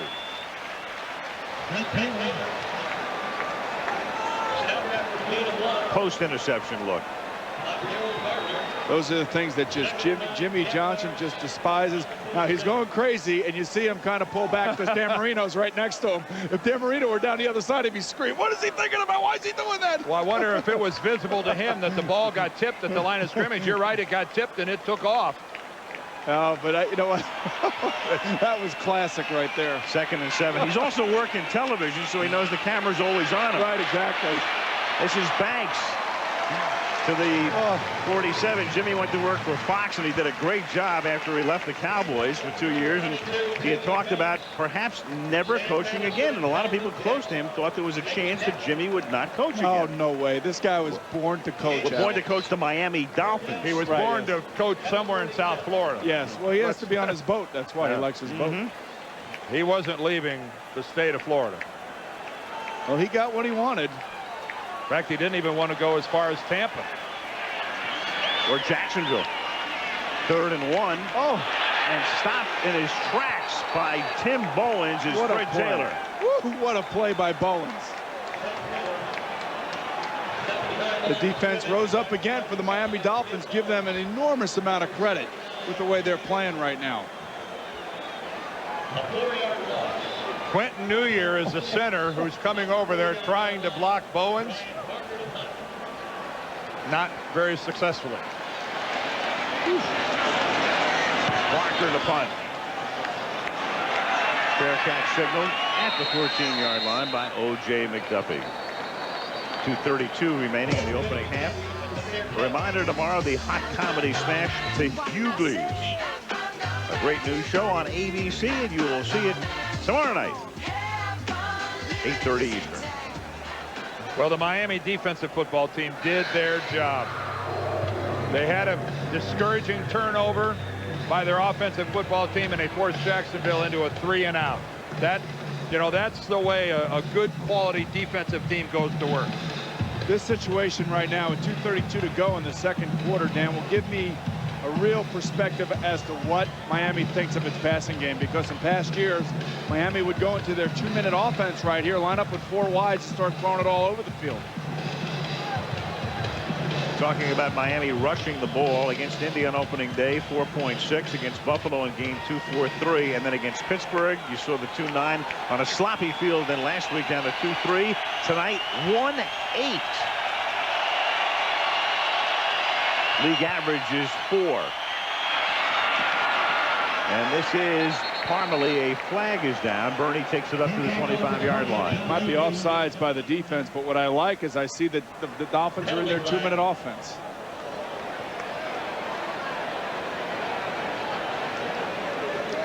Well, most certainly one of the Jags fell into the neutral zone.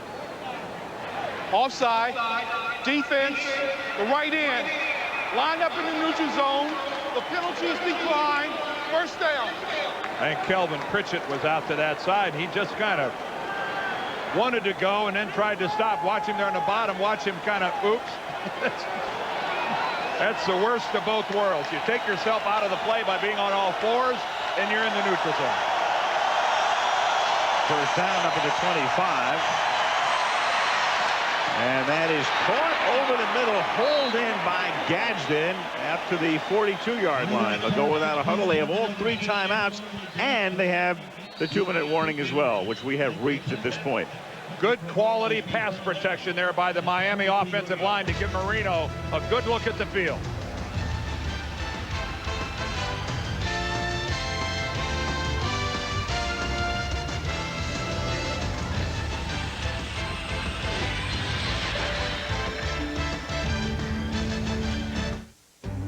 Come here on a glorious quest, a search for that which can be found nowhere else.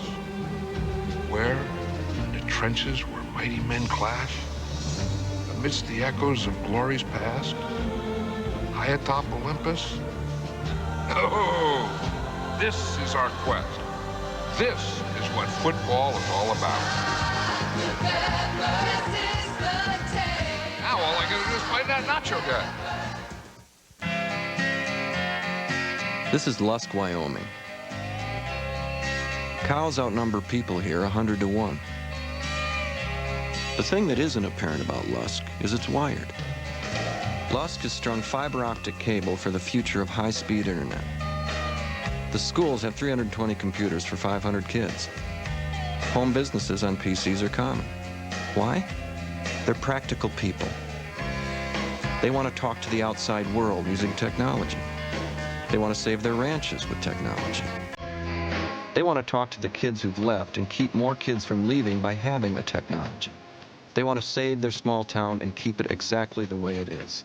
And they're using everything they can think of to do that. Technology is a tool. Software is a tool. These are the dreams it's made for. And that's why we make it.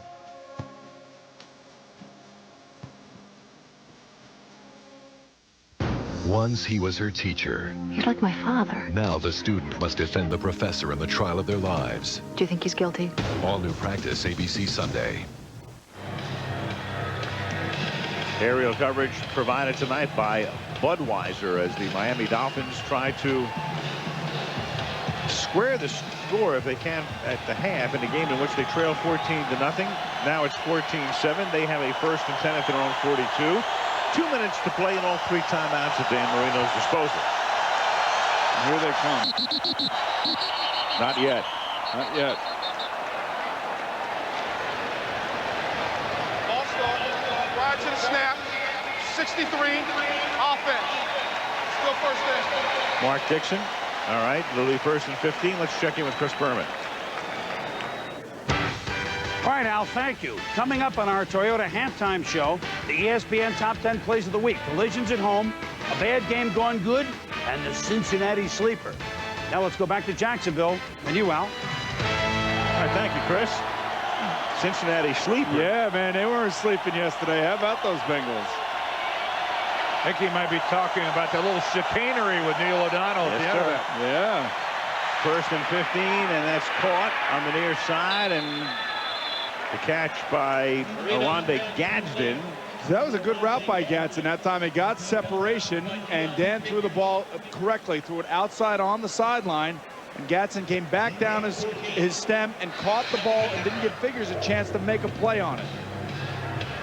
And the more things like this will happen for Gadsden, the more balls he'll get thrown to him because the quarterback will develop even more confidence as the season goes on, let alone the game here. Well, with Deion Figures over on this side replacing Dave Thomas, he is the guy I would think Miami would want to go after. 2nd and 1 after a 14-yard gain. And they don't get the first down here. Handoff to number 30. That's Bernie Parmalee, Gary, 3rd and a yard. Now that hurts when you don't pick up that first down because now the passing game, now you got to concern yourself with getting that first down. You know, that would have been real nice for Miami to be able to do that right there. Absolutely, and I'm watching Jimmy Johnson on the sideline, and he's telling Dan Marino to let the clock run. And he wants to shorten the game. He doesn't want to give Jacksonville another opportunity if they don't make it here. 3rd and 1. They have a ton of time with their 3 timeouts. But they have to convert, and the question is, on this little short pass, did they? I don't think so. A little short. I don't think so. Now that's a short completion. Ed Perry, one of the tight ends, plays the other side from Drayton. It's amazing. Jimmy Johnson keeps signaling, just let the clock run. Let the clock run. Don't worry about it. And you can see Danny's probably a little frustrated. He probably would want to go for it, but they're not going to go for it here. They're going to punt it. 4th down, half a yard. There's no way they're going to go for it. Jimmy talks about field position. He talks about playing good, solid defense. He's not going to go for it at this point in time and give Jacksonville an opportunity. But what the Jaguars could have taken the timeout there. What a waste, though, to have a 3rd and 1 and run a pre-designed pattern and complete the ball for a grand total of about 6 inches. Right. They had a 2nd and 1 and a 3rd and 1.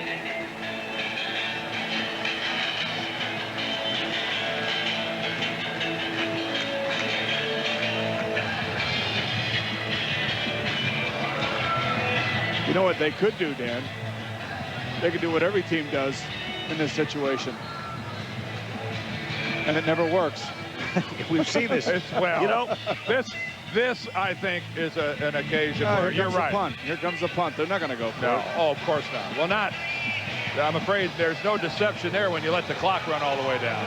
If you know Jimmy Johnson's philosophy, you know it's don't take chances, play smart football. It's discipline. in the meantime, they have Olindo Mate into punt because Wilmsmeyer, you'll recall, was hurt before, came off the field. So Mate, who is the place kicker and backup punter, will take this snap. Of course, it doesn't take much of a punt from here. Just a little pooch. Okay. It's more like a full spaniel. And there's contact made. That's why we have the flag. Barlow made the fair catch. Nate Jaquette made contact with him. You think that will be interference? Well, you got to give the guy a yard. Mike Westhoff, the special teams coach, is obviously concerned. You've got to stay at least 1 yard away. Even if he bobbles it, from the receiver. Well, you don't know if he bobbles. Once he bobbles it, you can go in there. Right, that's what I'm saying. You know, I don't know about that. Interference. Oh, well. Number 19 of the kicking team. Oh, I don't. Penalized 15 yards. First down. Jaquette appeared to be more than a yard away from the receiver when the ball got there. 15 yards. I can see it 15 yards if the guy goes flying into him and it's a personal foul. Boy, I don't know about that. That's a touchy call. Let's take a look. You tell me, do you think he's a yard? Oh, man, that's a bad call. I have to agree with you there, Dan. Yes. Well, that's news. Hey, how about that? That brought a smile to my face. Stop those presses. 30 seconds remaining. First down from the 28-yard line. Jacksonville on the shotgun. Monell to take off. To the 40. There's a flag down as he calls a timeout, but he didn't have to because of the flag. It's going to come back anyway. Little jawing going on back there. Tony Baselli, one of the guys that might be involved in this. Illegal hands to the face. Number 71. Offense. Still first down. First penalty of the night against Jacksonville that was enforced. There was another one that was declined. The crowd moans like it can't possibly be a penalty on Tony. Working against Jason Taylor. Oh, there's the left hand. hand. Do that. Yep, he got it up there. Well, you know, the interesting thing is how big Tony Baselli is. I mean, 6'7", 330 pounds. And how well he moves for that size. First and 20, they give the ball to Tavian Banks.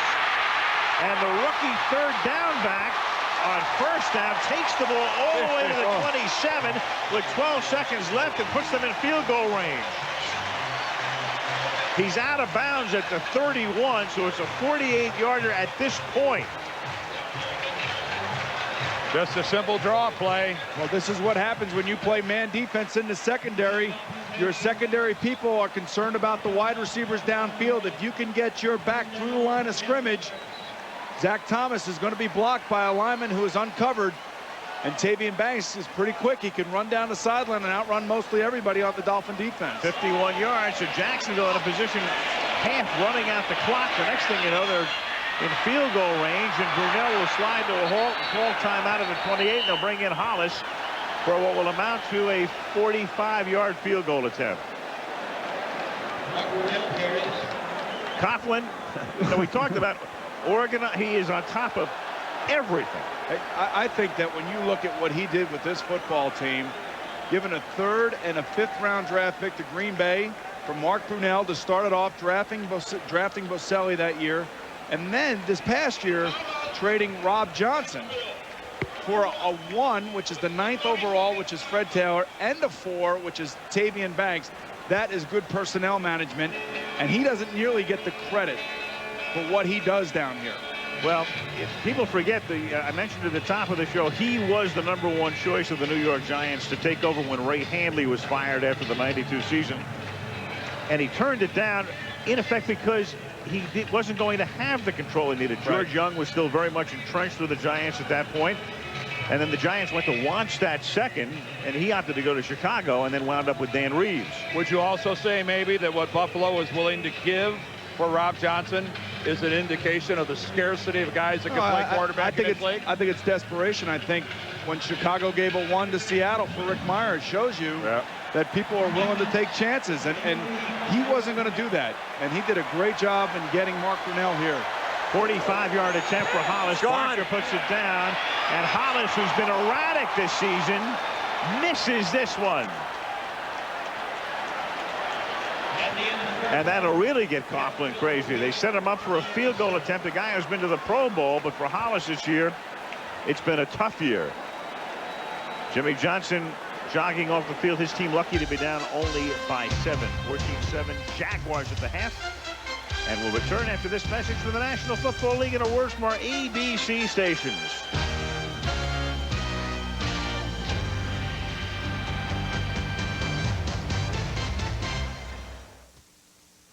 Hi, I'm Dan Marino of the Miami Dolphins.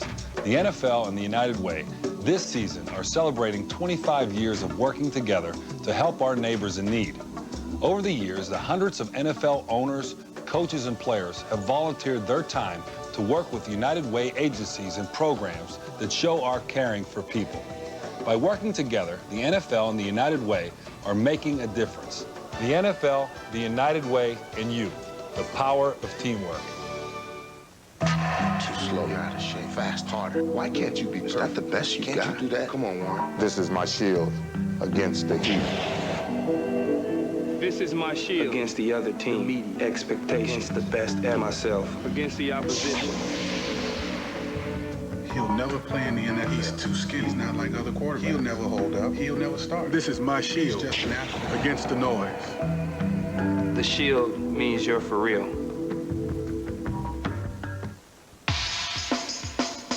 It takes 43 facial muscles to make a frown. Don't make me frown. The New York Times calls Mr. Chappell superhero level cool. My goodness. Michael Madsen and Vengeance Unlimited. ABC Thursday.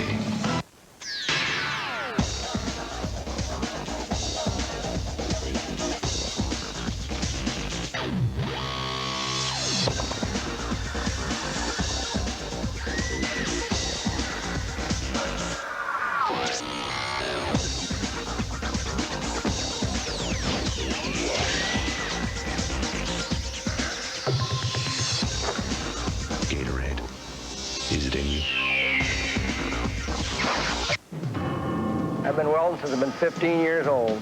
Hell, when you're walking around on your feet, you're on those at least 8 hours a day here. That's a third of your life you're standing on your feet here at work. Wolverine DuraShocks, the world's most comfortable boots, guaranteed. And if you wear them home, you're wearing them for 16 hours because you go out in the yard and wear them and everything else. Wolverine, boots and shoes since 1883. Wolverines were pretty damn good boots. Skip's your Wolverine headquarters. Call 1-888-922-BOOT. The latest used car scam ends in a bust. The story tonight after the game. The Toyota Halftime Show.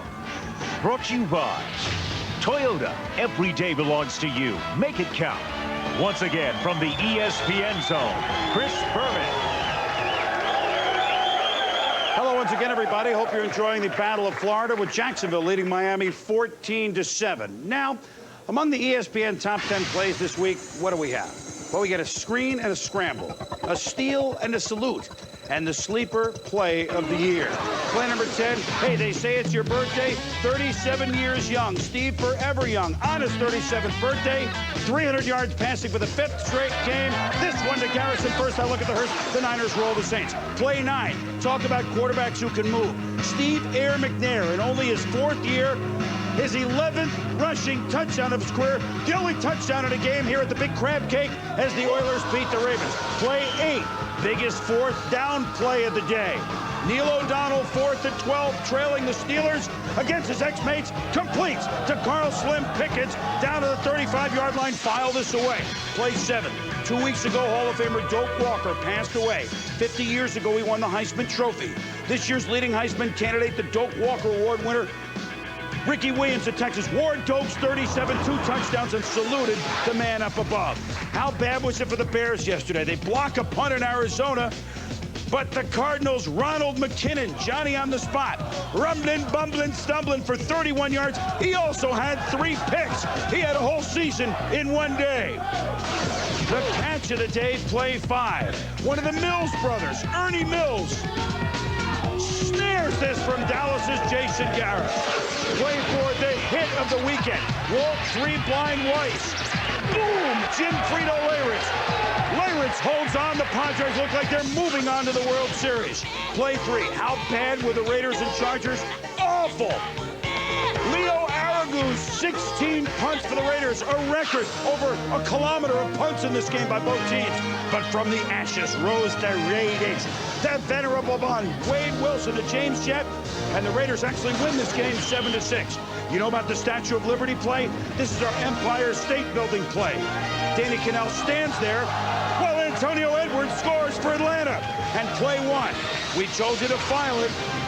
Neil O'Donnell against his ex-mates. Oh no, everybody, we're going to spike the ball. Only he and Carl Pickens know better. The catch, the touchdown, the stare, and the win. O'Donnell and the Bengals beat his ex-mates, the Steelers, 25-20. Trickery sometimes will get you everywhere, which brings to mind a similar sleight of hand by a guy we're watching tonight, Dan Marino. 1994, Miami trails the Jets 24-21 with 22 seconds to go. Marino gonna spike it. No, he's not. Only he and Mark Ingram know about it. Touchdown. And the Jets moving out. The Dolphins win that game 28-24. Still to come on this edition of the Toyota Halftime Show. Review of the first half, some news, some notes. Back to the zone in a moment. The Jags lead the Dolphins 14-7. Everybody, get ready. Okay. There's me, and there's my 4x4. I'm picking up some speed. Here I go, up. Woo! Look at me move, and I look great doing it. Woo! Yeah! Look out, everybody. Here comes Tacoma Man. You're the bomb, baby, the bomb. The man. So, what do you think? I am everyday people. ABC Tuesday, Mike takes his shot in the woods. My son may look like a deer to you, but ends up saving Private Bambi. but that doesn't mean he shouldn't get the same quality care as a normal-looking kid. Then, America's going wild over Sports Night. This is a coup, Isaac. We need it promoted. No problem. Sports Night after Spin City, ABC Tuesday. Wednesday, what's the biggest worry on men's minds? I'm a male animal. I'm out there dating. I need my pelt. Hey, but at least guys have each other to count on. Your hair's the same as it's always been. Mike, my hair was not like this in school. Come on, whose was? Actually, I think mine was. All new Secret Lives of Men, ABC Wednesday, 9:30, 8:30 Central. Welcome back to the Toyota Halftime Show. Once again, Chris Berman. Welcome back to the zone, everybody. Jacksonville leads Miami 14-7. Next week, Jacksonville goes to Buffalo. They thought they would see their ex-backup quarterback, Rob Johnson, but it looks like his rib injury may keep him out of that game, and instead the Jags, when they go to play the Bills, may see Doug Flutie, who engineered a comeback win for the Bills yesterday at Indy. Game 5 of the NLCS at the Murph. Two-run homer by Ken Caminiti in the first inning. The Padres lead the Braves 2-1. That's in the 6th inning. Maybe they're moving on. They will if they win it. Prime time, a special Thursday edition of Sunday Night Football on ESPN. Brett Favre, Barry Sanders, Packers at Lions. ESPN on Thursday night. Then Monday Night Football and AFC East grudge match. Bill Parcells' new team against his old team. Jets and Patriots. That's next Monday night. ESPN and ABC, your exclusive networks for primetime NFL football. Now, it's time to go back to Jacksonville. They scored pretty early, Al Michaels. A pretty good game, though. The Dolphins hanging in. Right now, Chris, fireworks going on in the background, and there were a lot of fireworks very early tonight. In fact, on the first play from scrimmage, it was the rookie Fred Taylor out of the University of Florida, the 9th pick of the draft, #1 pick by the Jaguars, who takes the handoff and goes 77 yards for a touchdown. Taylor now the #1 back here because of the season-ending injury to James Stewart. But the rest of the night, Miami's been able to keep him in check. He did score on this 2-yard touchdown run in the second quarter, but apart from that one run, he's been held to less than a yard per carry. It's 14-7 Jacksonville at the half. It looked at the start of the game as if Jacksonville would put the hammer down and rout them, but Miami keeps hanging in. The Jaguars having a tough time with them. Yeah, they really are, Al. And offensively, I don't think they change anything. I think they'll just keep doing what they have. Defensively, I think they're a little surprised that Miami has run the ball only 13 times and passed the ball 23 times. I think that's caught Jacksonville a little bit off guard. It really has, and it actually caught me off guard, too. But we knew coming in that Jimmy Johnson was going to take some chances down the field. Dan Marino has completed 15 passes for about 145 yards, a TD, and an interception. So maybe the passing attack is back for Miami. I don't know. I can't figure this out. It's a good game. No question about that. As Jacksonville tries to stay unbeaten, Miami tries to stay in a tie for first in the AFC East with New England. 14-7 at the half. I don't want to pull over. Hey, you guys. We gotta make Hey, you guys, here. The air is on. That's right. Roll down your window. No, roll up your window.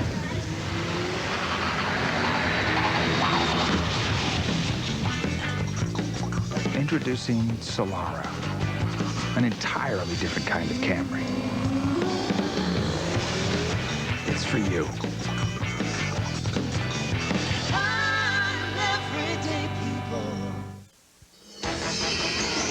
The Toyota Halftime Show has been brought to you by the Toyota Solara Coupe, an entirely different kind of Camry. It's for you. We'll be back with the second half kickoff after this from our ABC stations. ABC Tuesday. Brad's fear of going to college has him looking for an easy way out. Don't you ever worry about messing up? Have you ever seen Tool Time? Then, America knows a hit comedy when they see it. You must be Michael and Sydney's dad. How do you know that? Well... The Hughleys right after Home Improvement, ABC Tuesday. Good evening, I'm Bob Opsahl. Tonight after the game, NATO gives the go-ahead for possible airstrikes against Yugoslavia. And amazing video tonight as a security officer risks his life to catch 2 shoplifting suspects. A small experimental plane crashes over the weekend, killing 2 people. Tonight, we'll take you on a plane almost identical to that one. We'll show you what they're like, and we'll talk to you about their safety. I'm Ross Camp. A story after the game. Plus, a new water drill after the game. Now that the information age is upon us, you could use a little help.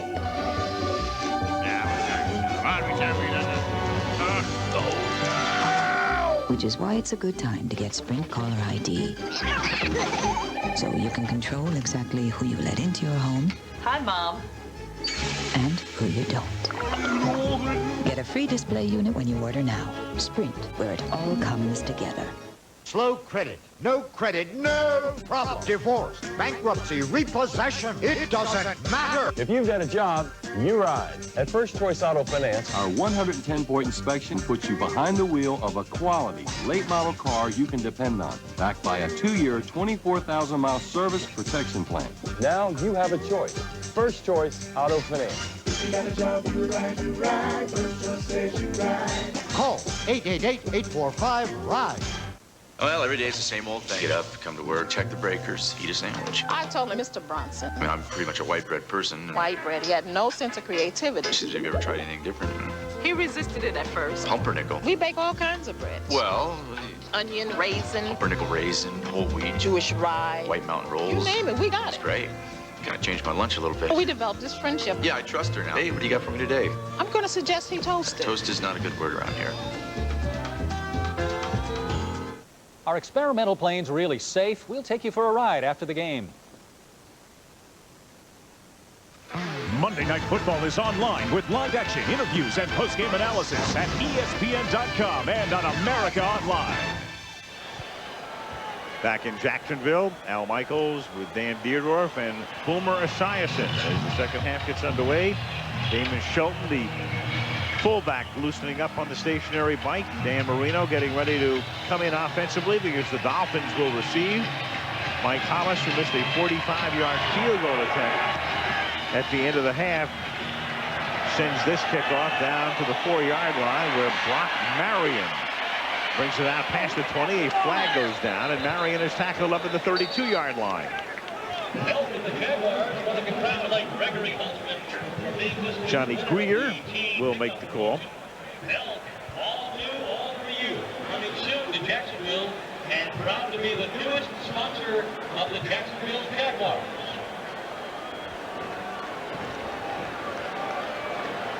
Blocking below the waist.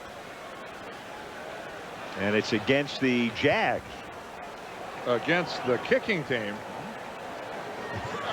Here we go. Yep. Lip readers unite. Round those consonants, Tom. This is one of the things that has really hurt the Jaguars thus far this season. Blocking below the waist on the kicking team. First down. In the old days, you used to run down and be able to throw yourself into the wedge and try to undercut it. Same rules apply to you as they do to the return team. You got to stay above the waist. Let's see if we can take a look at it here. On the top, there's the wedge. Yeah, and you reach number 32, who throws himself, Mike Logan, right into the bottom of the wedge, below the knees. Can't do it. Good call. Now it's Drayton on first down, and the tight end wrestles his way forward for a gain of 3. Let's get a report from Lesley Visser. Lesley. Al, I talked to both coaches at halftime, and they disagree on one major point. Tom Coughlin said that Troy Drayton's touchdown pass was definitely dropped. He called it a terrible call. I asked Jimmy Johnson. He said, what? Troy definitely caught the ball. Al? What a shock. One of the things that has really hurt the Jaguars this year, guys, is the field position that they've given up on the kickoff returns. They're the 3rd worst in the NFL, and with that penalty, it pushes them way above their average. Second down and 6. Marino throws, juggled, not caught. Gadsden flagged down. Gadsden covered by Dion Figures. Marino's pass intended for Riley Gadsden. Penalty flag. Pass interference. 86. Offense. Gadsden.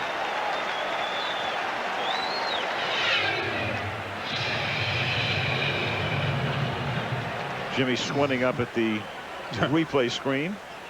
Jimmy's going to egads. Really don't see it there. He probably pushed off to get inside of Figures. One of the things that receivers most of the time get away with. And it's about creating separation for his quarterback to throw him the football. What I like to see is I like to see a receiver who is aggressive in getting open.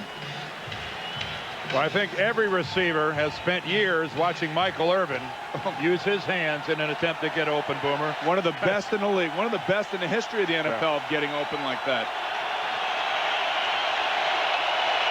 Second down, 17 for Marino. Another flag, 2 in fact. I think we got holding all over the place in the Miami offensive line. Well, they catch a break with the block below the waist by Mike Logan on the kickoff, and Miami doing their best to do absolutely nothing with it. And going backwards. Holding. 61. Offense. It's decline. 3rd down.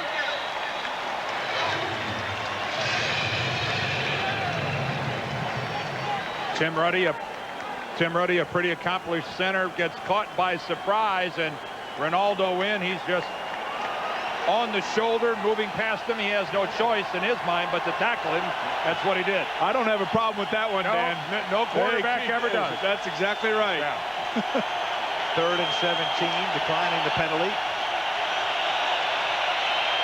They have to get to the Jacksonville 45, and they get to the 38-yard line on the catch by the tight end, Ed Perry, and another flag. And I'll tell you, Travis Davis is going to get hit with a roughing the passer right here. He could not come flying in like a missile and hit the quarterback up around the head or late. That's exactly what Davis did, and Marino took a wicked shot to the teeth.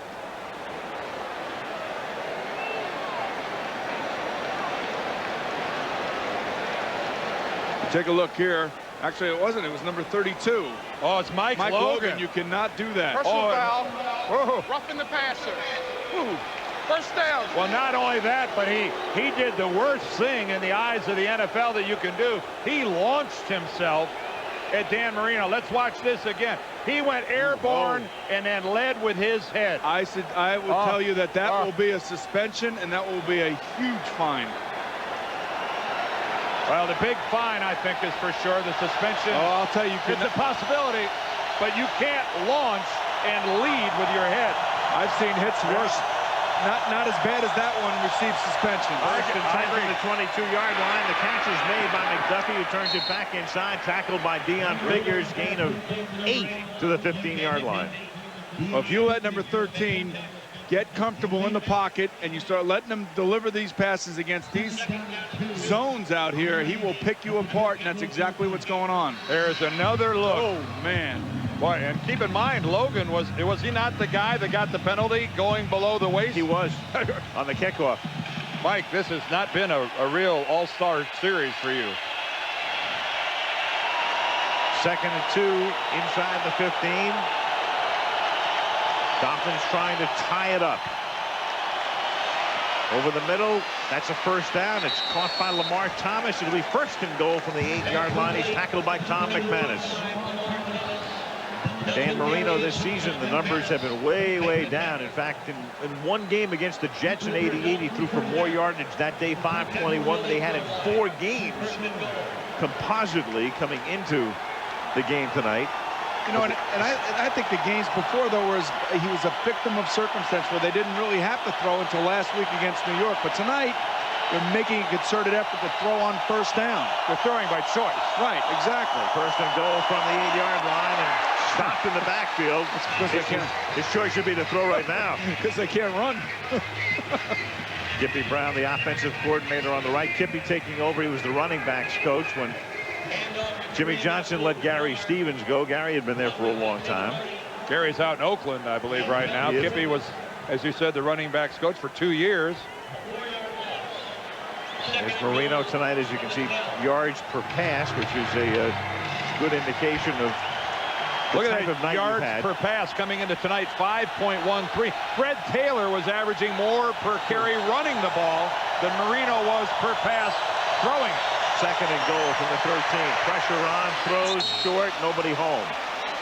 Beasley is the defender, and Marino under heat as he got rid of it. 3rd down.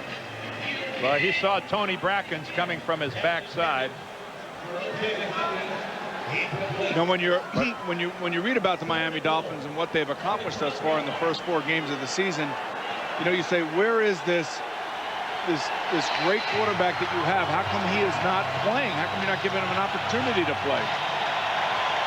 And he caught a break on that one. But the fact of the matter is you have a volatile player back there that can make things happen for you.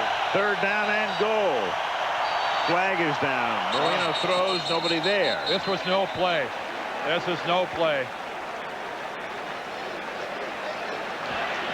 Ball start prior to the snap. Number 76, offense. Still 3rd down. Right tackle James Brown, the hardest working man on the offensive line. Not feeling very good right now. Right now. JB and I were together. In the bag. JB and I were together at the Jets, and he used to flinch a little bit out there. So some things never change. I used to have to calm him down. JB, don't worry about it. Just relax out here. You're all right. Well, he's an accomplished offensive lineman, but again, the woes of a tackle on the road. Tough to hear. Especially here. This crowd is into it. 3rd and goal from the 18-yard line. Well, that time Richmond Webb and Mark Dixon moved on the left side of the line. Ball start. Number 63, offense. That's Mark Dixon. Richmond Webb went with him on the other side. And now Tom Coughlin's, he can't hear enough noise out of this crowd.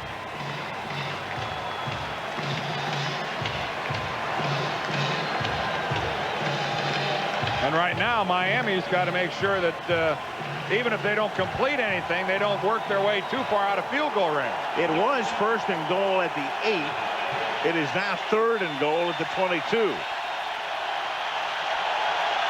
This is a very demonstrative Tom Coughlin.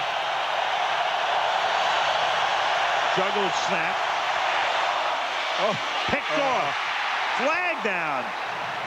This is picked off by the rookie Donovan Darius, who runs it out of the end zone. Ed Perry is saying that he was interfered with. Beyond number 45, Travis Davis, right on the goal line. This was Travis Davis this time. He tried to get across the middle of the field, and Davis actually pushed him down. Pass interference. 45. Defense. First down. Travis Davis. All right, Dan's trying to work the middle of the field. And that's Ed Perry, I believe, is backup tight end, number 89. Knocked down from behind. Whoa! Oh, that's after you throw the interception, man. You better watch out.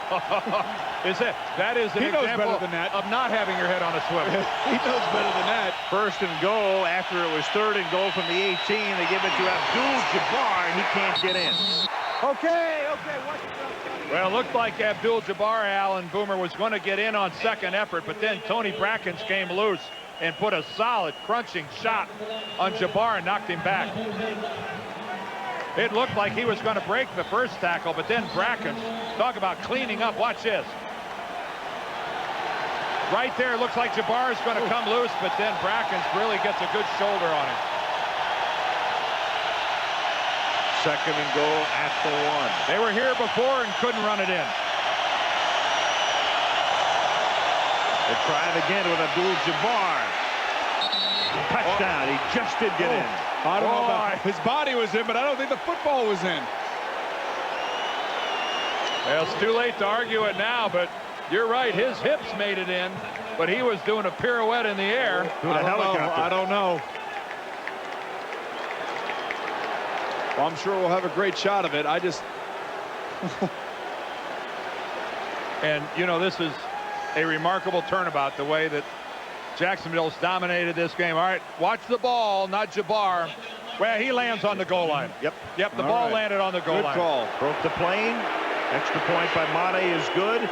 And amazingly, Al and Boomer, this is a tie football game. It is. Oh. Jacksonville did themselves in on that drive. 3 penalties for 51 yards against the Jaguars, and we're tied at 14.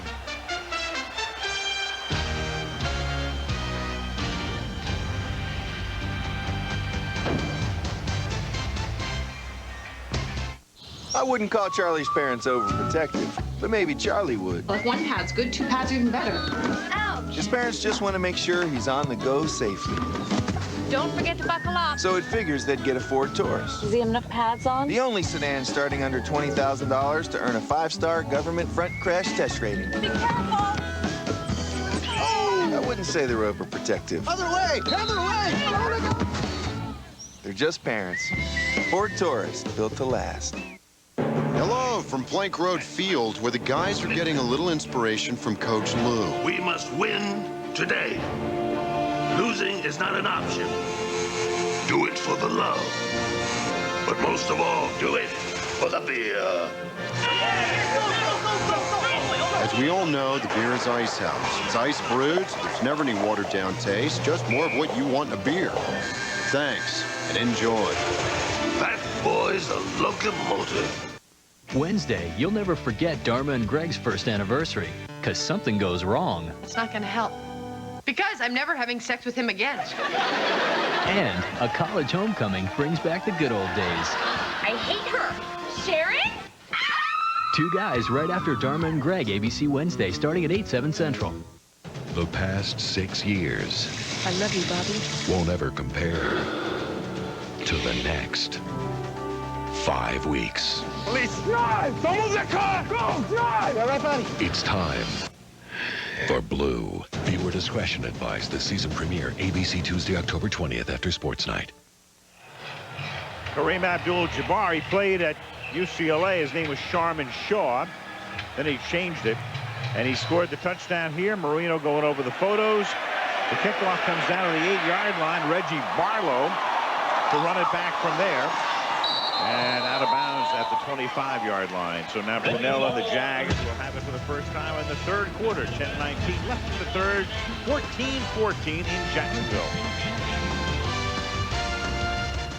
What's so hard about winning a free trip to the Super Bowl from Southwest Airlines? Choosing 10 friends to take with you. Will it be Brad, ice-cold beer bomb? Thomas, sharp-dressed man? Susie, Big Harris? Billy Highwaters? The die-hard Fansky brothers? Max? Michael, aristocrats? Or the babbling Brooks triplets? Wait, that's 11. Somebody's gotta go. Ooh, good choice. For more info, go online or get to any gate at Southwest Airlines, the official airline of Super Bowl 33. The powdered sugar on this donut puts a semi-protective barrier between your fingerprint and your nutrition. But even if some grease does get on that donut, that's just flavor to a High Life man. Steve's band had its first big break last night, so they packed up the only four-door compact pickup out there, Ford Ranger, and headed out of town. This can't be right. Trust me, it's gonna be great. Only to find when they hit the stage, something was a little out of place. Them. It seems the only thing tougher than Steve's Ranger was last night's crowd. Four-door Ford Ranger, built Ford tough. Hear that? That's music to a man's ears. That's the sound of one friend keeping another friend cold. Thank you, refrigerator. This telecast is copyrighted by the NFL for the private use of our audience. Any other use of this telecast or of any pictures, descriptions, or accounts of the game without the NFL's consent is prohibited. 3:30 Eastern, 12:30 Pacific Saturday. Purdue against Penn State. The Ducks of Oregon against UCLA in a big one out west. Virginia, Georgia Tech, and then Oklahoma State against third-ranked Kansas State coming off their win against Colorado. College football this Saturday right here on ABC. The Jaguars now from the 25-yard line on first down. And Fred Taylor starts their first possession with a 3-yard pickup, a fumble, and Jacksonville winds up with the football. Zach Thomas extracted the football, and then it was recovered by Pete Mitchell, the tight end. And Taylor is down. And they're already missing Jimmy Smith, who has a strained hamstring, and the wide receiver's return is listed as questionable. So Smith out for the moment and Taylor out for the moment.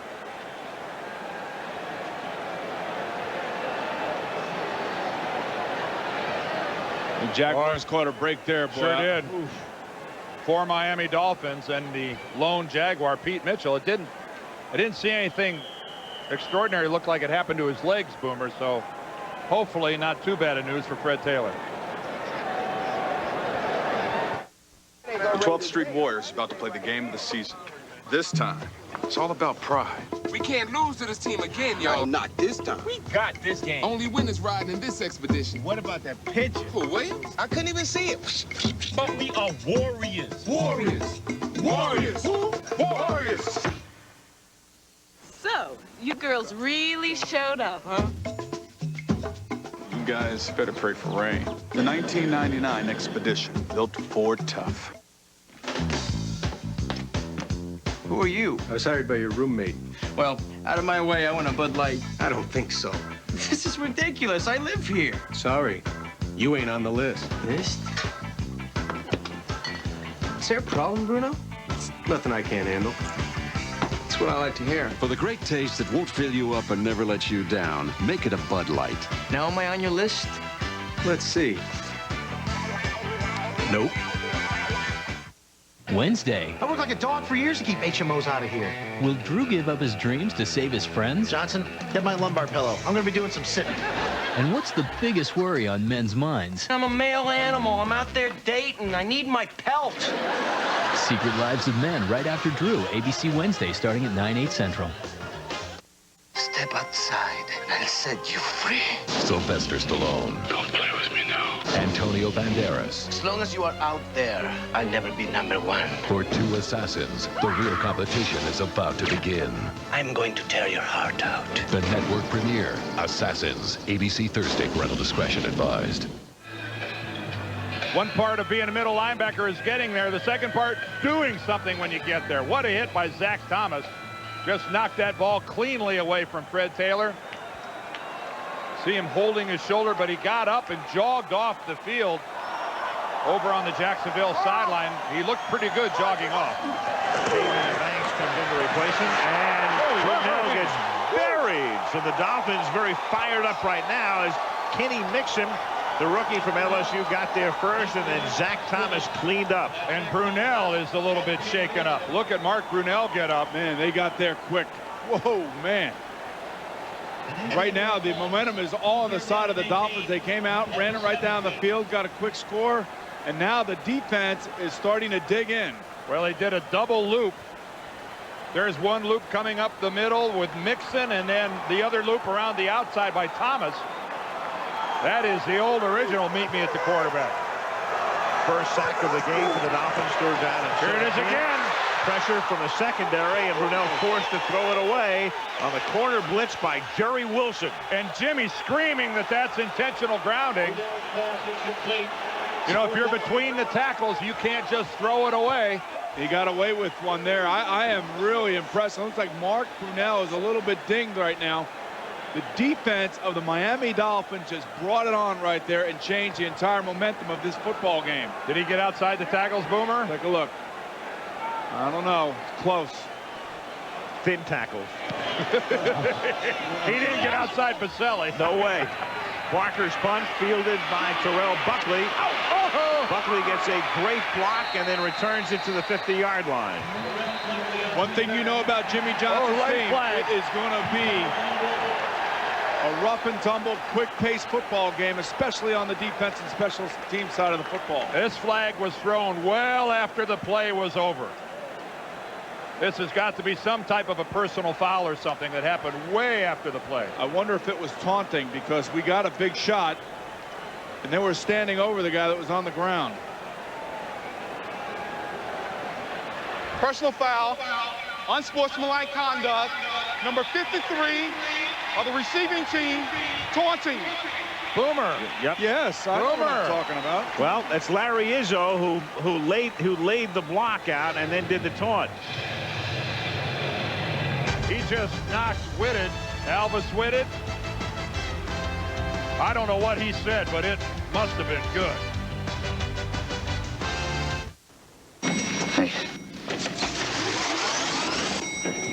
Matt, got your email. Vancouver? Genius. Passed it on to Epps. He's running it through the Northwest. Hey, Matt. Ideas a hit in the Northwest. I've got purchasing checking suppliers. You want it up top. Client briefing. Your Vancouver idea. Want to take your business to the next level? For the first time, Ford's got this national truck season thing, and people are getting a little crazy. Well, if I had the money, I tell you what I'd do. I'd go downtown, buy a Ford truck or two. Crazy about a Ford truck. Truck season's got folks excited because Ford trucks offer them things Dodge and Chevy can't, like the only full line of four-door super cabs. Crazy about a Ford truck. I'd say Alan Jackson's day job is safe. National Ford truck season. Check it out.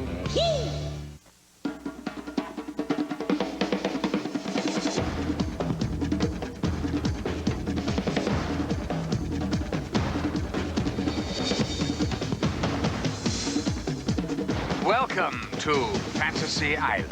Fantasy Island, Saturday at 9/8 Central on ABC.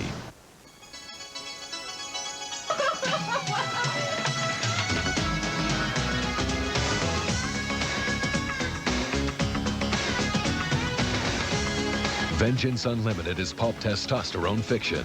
I guess we're on defense. Michael Madsen in Vengeance Unlimited, ABC Thursday. Is that bad?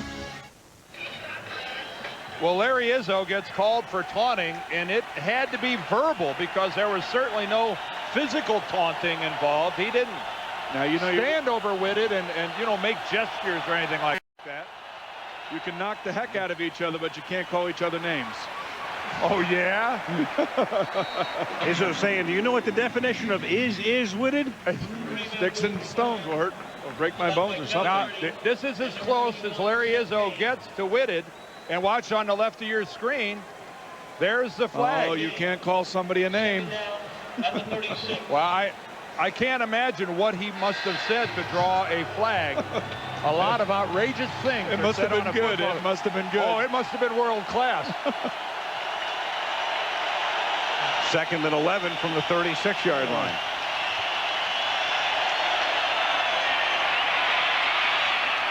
And that's caught over the middle. Great grab by Lamar Thomas, reaching up, pulling it in with his fingertips, taking the ball into Jaguar territory. Now, this is what we're used to. We're looking at good pass protection. The Jaguars brought a blitz that time.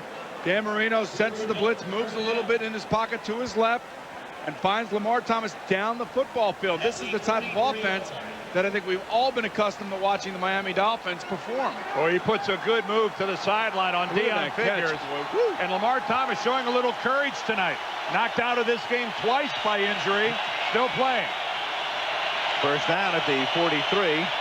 Marino's now throwing for over 200 yards, and Abdul-Jabbar gets taken down at the 41-yard line.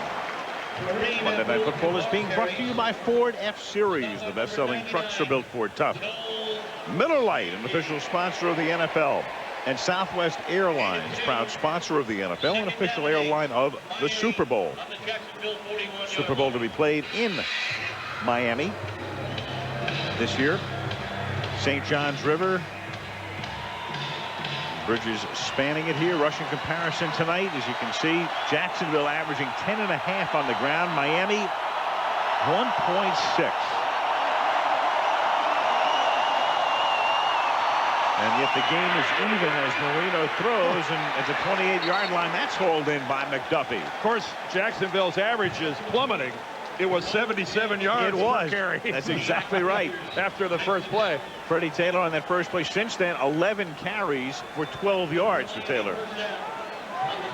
Another nice catch by the wide receivers of the Miami Dolphins. O.J. McDuffie this time going up and snaring it with his hands. That's the way you catch a football.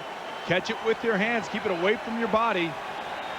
Nice catch. And his front five, Boomer, giving him a good look at the field again. Absolutely. Those are the numbers that we're used to seeing Dan Marino put up. He's back. He made me. Back to call a timeout. Among other things, Fred Taylor has gone back to the locker room. We'll check him out. Remember, he went off holding his shoulder. So the Jaguar running back is back there. Marino takes a timeout to go over things with Johnson. 6:17 left in the third. Good one in Jacks. 14 all. Professional builders, people who make a living with their tools, prefer to buy their tools at the Home Depot more than any other store in America.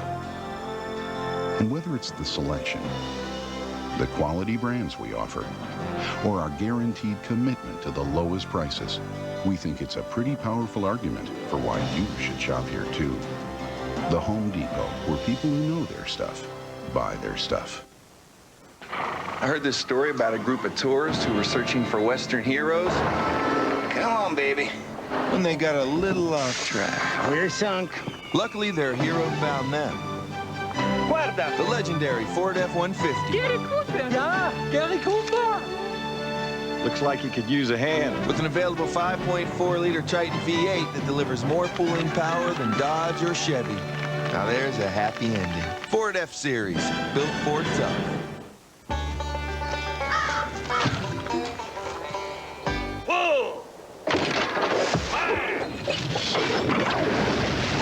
It just goes to show you that water can be fun, but not in your beer. That's why Ice House is ice brewed, so there's never any watered down taste. Just more of what you want in a beer. Get in the house, Evelyn. It's another saucer.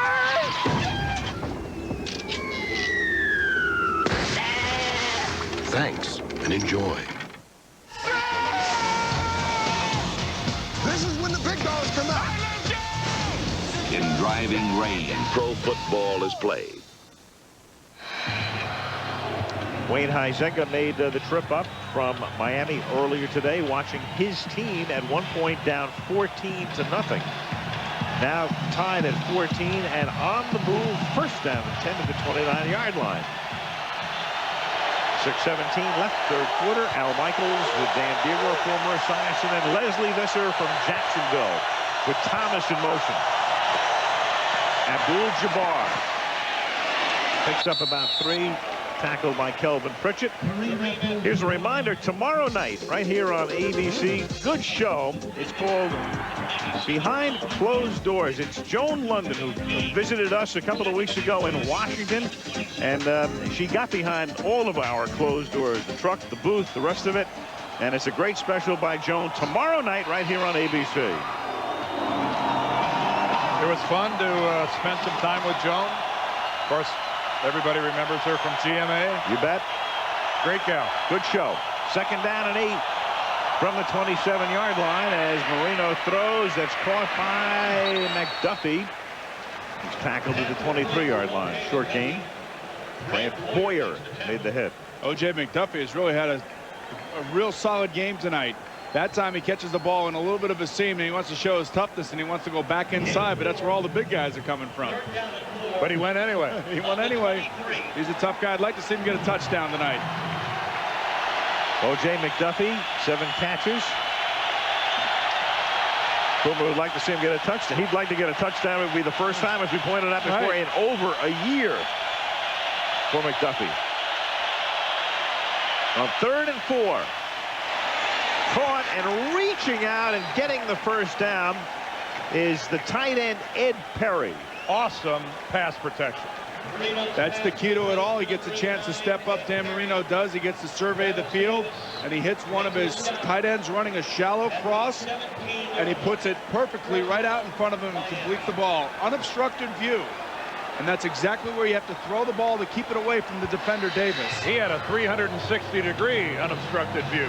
Absolutely. And that's a key to any passing attack, obviously, is to keep your quarterback's view unobstructed. First down at the 17-yard line. Abdul-Jabbar. Boomer, I got to ask you about this play that Miami runs, where Dan sticks the ball out and runs about 3 yards to meet the ball carrier. Is that not showing everybody on the defense where the ball is, where the play is going? Well, it is. It's actually rather ugly the way he hands the ball up. He's not pretty when he does it, but he also runs a play-action pass kind of off in the same way. You see, it's not pretty. And he doesn't really do any faking after he hands the ball off. No, it just seems to me to set the play up for the defense way in advance. 2nd and 8. Marino wide open. Drayton touchdown.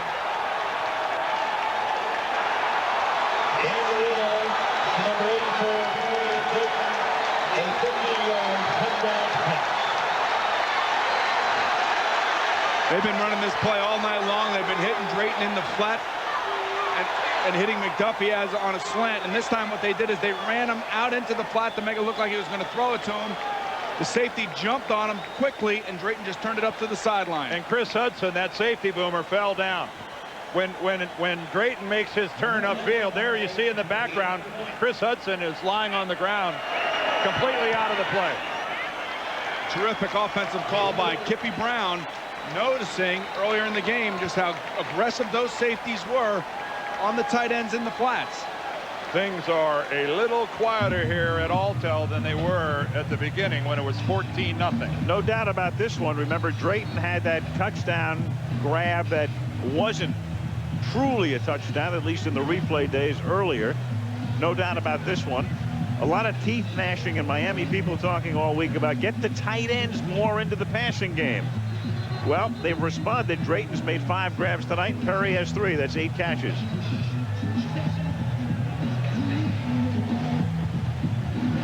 And not only that, Ed Perry was the Miami Dolphin that was interfered with down at the 2-yard line that gave Miami great field position on their last possession. So even though that wasn't a reception for Perry, still a big play by going to the tight end on a passing play. When you're a safety and you see play after play after play, that type of play being run your way, you have to be really careful about not getting sucked in like Chris Hudson did on that particular play. A thing to keep in mind here as we get ready to watch Jacksonville go on offense. The last time they left the field, it was with Mark Brunell looking like he was shaken up. And Taylor is still shaken up. Mare's kick fielded by Reggie Barlow at the goal line. Nice return out to the 34-yard line. Tackle there by Derek Rogers with 3:18 left in the third. In the first half, Jacksonville almost 100 yards more than Miami, but the third quarter, a whole other story. Hey, the one thing that I don't understand is why Jacksonville has gotten away from throwing the ball deep down the sidelines, especially if they're going to play one-on-one, and you still have Keenan McCardell out there that you can go for it and take some chances down the field, because Miami hasn't changed their defensive philosophy. They're aggressive. They're one-on-one on the outside. Fred Taylor, bruised shoulder. His return is uncertain. That is caught by the tight end Pete Mitchell, seeking the first down, comes close. Tackled by Jackson. So Jacksonville minus Taylor and minus Jimmy Smith since early in the first half.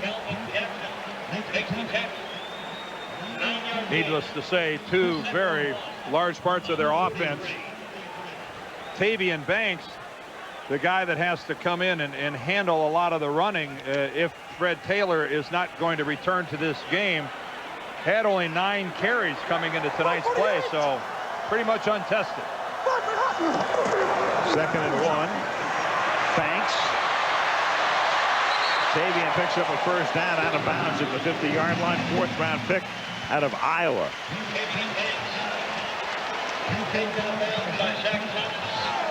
You know, well, we're at sea level, but Dan is 37 years old. You can see he's taking oxygen while he looks at the pictures, and the pictures that he sees right there are stills from the videos, and it shows him the defense as the play evolves. So he'll have a number of different videos there that he can see, and he can analyze what the Jacksonville defense is trying to do to him. Dan's been at sea level for the last 16 years. You think he'd be acclimated? Yes.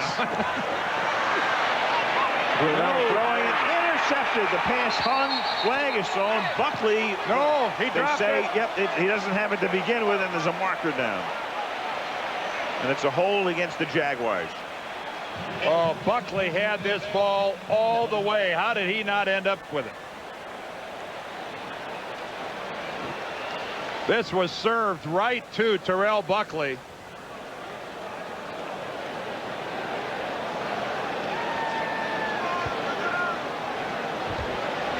Holding. 79. Offense. Still first down.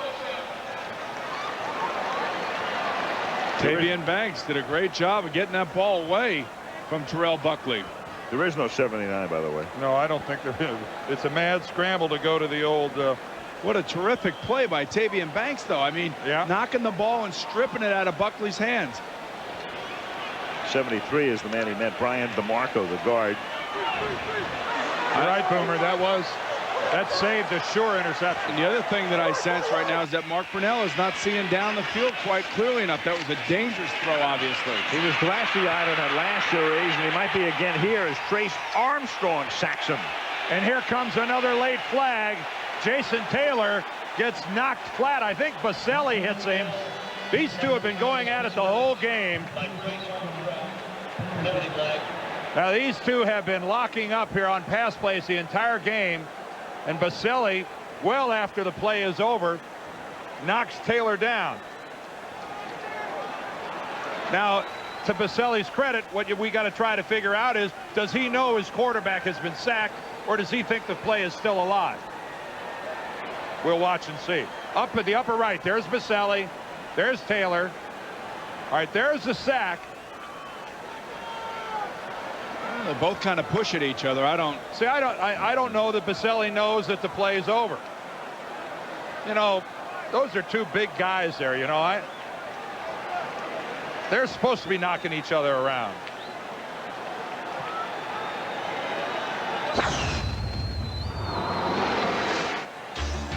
Well, this has been going on since about 8:45. Well, Jason Taylor looks at Tony Baselli as the best offensive lineman in football and a guy that he wants to prove himself against. It's a benchmark. He's been complaining to Johnny Greer the whole game. And I think they're going to pick up that. They're starting to look like they might pick up that flag. Well, you know what? I don't think that's a, you know, I think they should pick it up. Personal foul, unnecessary roughness, number 71, offense is declined. Second down. If it declined. I guess they wanted to, as opposed to they're going to take the sack, I guess. And yeah, I guess they'll take the sack, which is about what, close to a 10-yard loss rather than a 15-yard loss. But I would think that it would have been tacked on. Well, I thought that it would be tacked onto it because it was after the play was over, wasn't it? But it wasn't. But it's not. It was second and it was 1st and 20. It is now 2nd and 27. And this is Banks taking an inside handoff to the outside. He goes up to the 42-yard line, tackled there by Jerry Wilson. How could it be a penalty if the play were still going on, though? I don't think it should have been a penalty to begin with. But I don't think it was a penalty, though. Oh, I know they called it a penalty. But what I'm saying to you is that how could that be a penalty if he had called it while the play was still going on? It wouldn't have been a penalty. Am I right? The only reason it was a penalty is because the play was over. Well, you can call a personal foul in the middle of a play. But that wasn't a personal foul, though. It's just, it's good blocking if it happens during the course of the play. No, Boomer's point is very valid. Well, anyway, right now the Jaguars are kind of coming a little bit apart here. Number 65, offense. The second series in a row, or the second drive in a row for Miami where they've done that. And you know, and it's all because of the pressure that the defense of the Miami Dolphins is putting on the offensive line. And you know, they're getting back to Mark Brunell. They need to get a little bit back into, I think, some play action passes, move Mark Brunell around a little bit. He's not seeing down the field as well as he should be in the pocket right now. What the Dolphins have brought with them tonight is a lot of spunk, a lot of fight, and a lot of aggressiveness.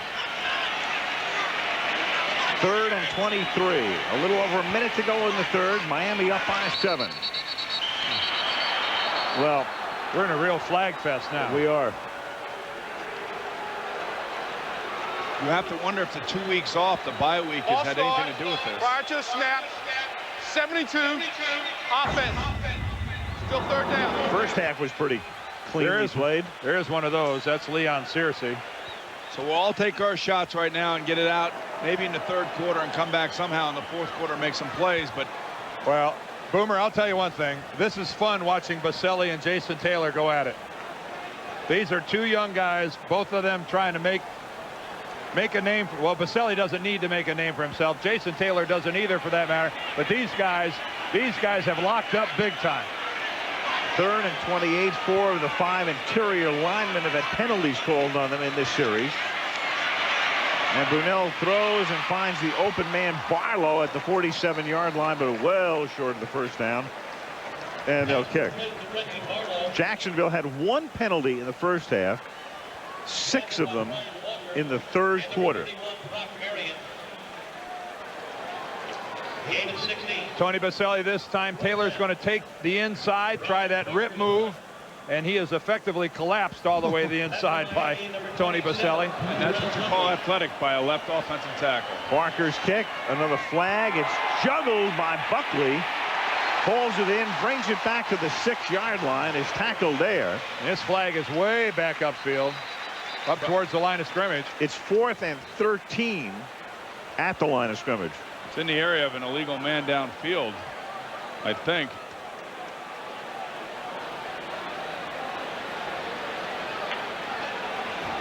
Entirely too many flags on the field for both of these coaches. Both of them are disciplinarians. Both of them talk about playing discipline-oriented, tough-nosed football, and flags are not. Illegal shift, offense, 2 men moving prior to the snap. Still 4th down. 7 penalties now on Jacksonville in the period. And flags are not in their repertoire. I mean, this drives all coaches crazy. But really, when you look at these 2 guys, the things that they're trying to teach their football teams, this is going to be a sore point in the film study tomorrow. Well, of course, with that bad field position, because of the bobble, the Dolphins will force them to kick again. See if they can come up with a big play from Buckley this time. Parker. And Buckley takes it at the 3-yard line. An injudicious move. Guess what? Well, the quarter is over, at least on the clock. Oh, and there's another flag. 3 of them. But now the first 2 were on the return. This one comes in late after the play again. Thought there was a clip. Illegal blocking it back. Number 50 of the receiving team. Still first down. Dwight Hollier. Well, then one of the guys couldn't get his flag out of his pocket for a long time. That is mercifully the end of the third quarter. 21-14 Dolphins. Monday Night Football back after these messages from our local station.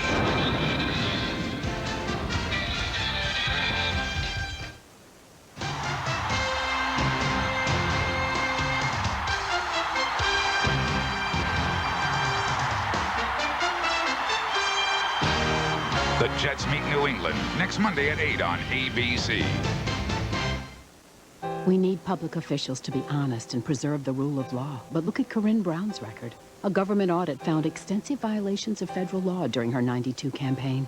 The FBI is reportedly investigating whether Brown broke federal bribery laws by staying at the condo of a foreign millionaire. The same millionaire Brown lobbied Attorney General Janet Reno to release from prison and whose business associate later gave Brown's daughter a $50,000 car. Call Corinne Brown. Ask her how we can expect others to obey the law if our public officials don't.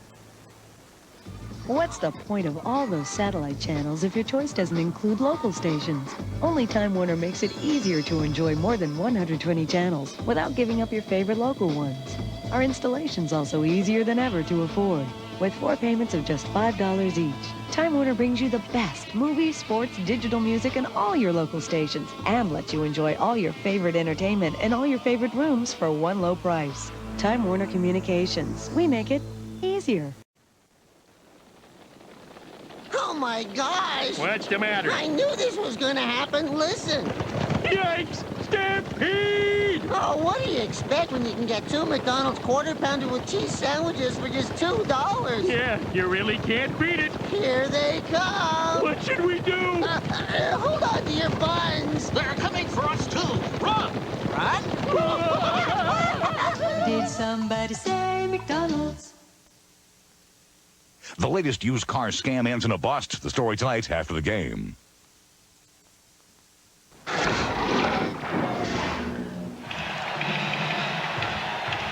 Back in Jacksonville, Al Michaels with Dan Dierdorf, Boomer Esiason, and Lesley Visser. The Miami Dolphins at 1 point down, 14-0. Begin the final quarter up by 7. 21-14 Dolphins. Dan Marino, first down at the Miami 7-yard line.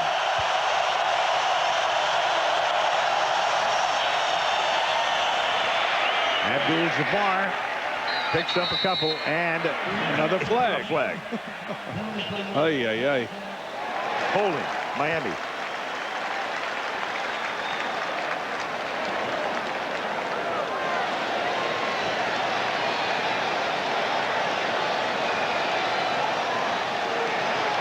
Holding, 61, offense, still first down. Center, Tim Ruddy. Coaches hate holding calls on running plays. They really get upset. On the right side, there's number 61, Tim Ruddy. That's a hold. He pretty much hog ties Kelvin Pritchett and drags him down. And yes, that is a hold. And a half. First and 14 from the 4-yard line. Throws incomplete up at the 15, in and out of the hands of O.J. McDuffie. You asked about that type of handoff right there. You saw it again. It was a play-action fake off it. The nice throw to O.J. McDuffie. I was surprised he didn't catch it. Down here, the defense tends to be much more aggressive, and the offense has to be careful where they throw the football, and through the outside is the safe place. Well, I can tell you one thing for sure, Boomer. As an offensive lineman, nothing made your heart get up in your throat faster than having to pass protect in your own end zone. Absolutely. Where if you get caught, it's a safety. Right, and the quarterback knows he's got to get rid of it. He's got to get rid of it quickly. Second down and 14. Abdul-Jabbar, no gain. The Jacksonville defense has got to rise up. He's got to get the momentum back on to their side. He's got to get the fans back into it right now and give their offense good field position to work with. Third down and 13. 3rd and 13 out of your own end zone. You got to play there, Dan? Well, if I had to have a guy to run it, I might pick number 13 to do it. Well, he wouldn't be running it, would he? Well, execute it. How about execute it? You're right. Last time Dan Marino ran for anything, we had a different president. Marino throws too long. Intended for Gadsden. This is an opportunity now for the special teams of the Jaguars to go after the punter, especially since Wilmsmeyer is not punting. Wilmsmeyer hurt before, so Mare does the punting. Jacksonville should get the ball in pretty good shape. And they're setting up for a return right now as opposed to a block. Reggie Barlow stands at the 50, Mare in the back of the end zone. His last punt was 36 yards. This one a short kick, fielded up at the 40 and fair caught there. And that one was 36 yards. So the Jaguars have it on the plus side of the 50 at the 40 of Miami, 21-14 Dolphins.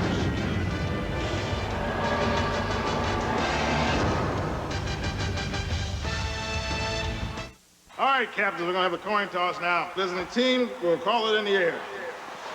We want a good, clean game. We're all professionals here. Does anyone have change for $1? What? Want to get away? Southwest has your ticket to freedom with Southwest Airlines fun fares that begin at $39. You are now free to move about the country.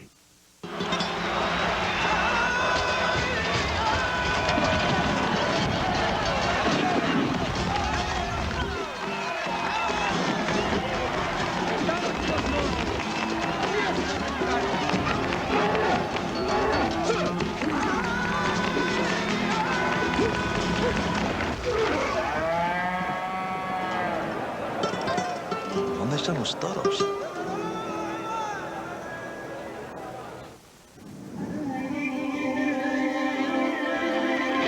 It's been totally re-engineered and redesigned with more safety features, more performance, more luxury, and more power than ever before. Introducing the all-new Jeep Grand Cherokee. The most capable sport utility ever. Have you ever wondered what it's like to be in one of these experimental planes? Well, tonight you're going to find out with me. You've heard about the crashes, now see the other side. I'm Ross Camp, the story after the game. ESPN Thursday Night Football, Green Bay against Detroit. Pack coming back after that loss to the Vikings, and then we'll be in New England next Monday night for the Jets against the New England Patriots. Drew Bledsoe and Robert Edwards and the Patriots coming off that tremendous win over Kansas City yesterday. Here, Jacksonville down by 7. Tavian Banks is the running back, and Brunell under pressure escapes the sack and throws deep downfield into the end zone and broken up in the end zone. Oh, and Jason Taylor can't believe that he did everything perfectly. And if ever there was an example of Mark Brunell's athleticism and being able to get, Taylor is all over this. He is not fooled by the misdirection the other way. He's waiting for Brunell, and he just can't get him. It's only the 5th time that they ran it at him. Really what I would have liked to see, Mark kind of floats it out there instead of really driving the football. If he drives the football, he has a chance for a completion. And Buckley breaks it up at the end, intended for Barlow. 2nd down and 10 at the 40-yard line. And that's a gain of 6 as it's pulled in by Keenan McCardell.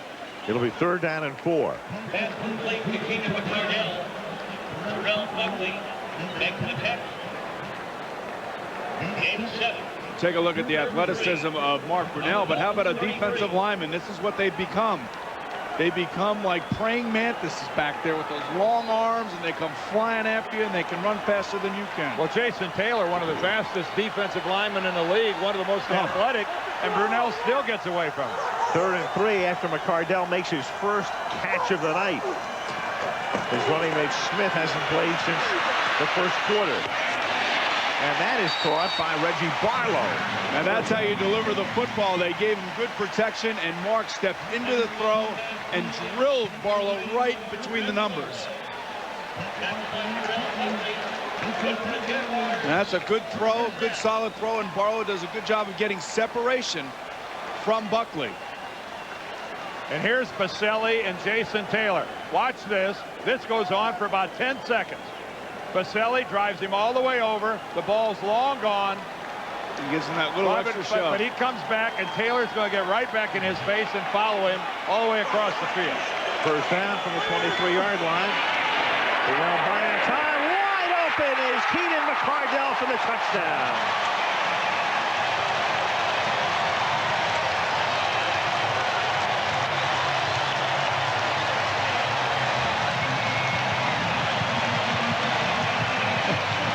I don't think anybody's more satisfied than Tony Baselli at the end of that play. And you know something? He's complaining to the official. He thinks that Jason Taylor intentionally stepped on him after the play was over. On his way down to the end zone. This is a war. Yeah, these guys got going. A nice job of play action faking. Ricardo getting behind the secondary, the aggressive secondary. And that time, Brunell lays it up nicely. Almost the time of game. McCardell goes over 47 minutes tonight without making a catch. Then he makes 2 in less than a minute. The second for a touchdown to knot the game at 21.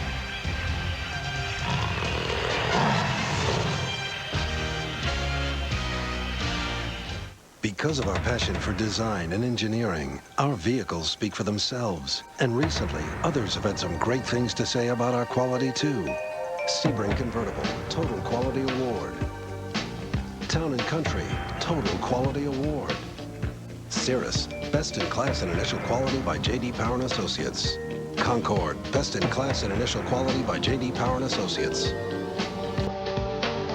Chrysler, engineered to be great cars.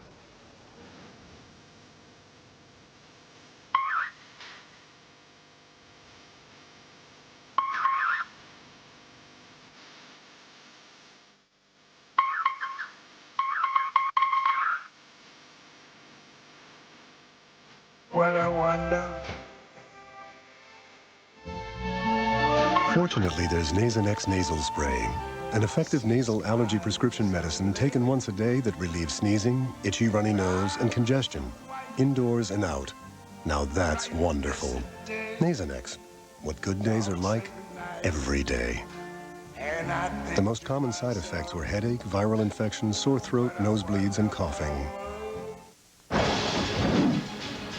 With a bride like her and a groom like him, the honeymoon was bound to be killer.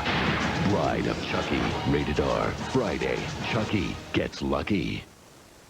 Ever wonder what happens behind the scenes of Monday Night Football and what's really said in the booth? Don't ever hit me again. Joe London takes you there in an all-new Behind Closed Doors ABC Tuesday. This is as they got back down to the goal line. Tony Baselli saying something to Jason Taylor, and he, I think, gets a little nani-nani-na now there to Tony Baselli. That's 2 intense football players really going at it. Mocking him, despite giving away around 80 pounds. Caught at the 14 by John Avery, and run back to the 29-yard line. That's where Miami has it. Lesley Visser. Lesley, top of the evening to you.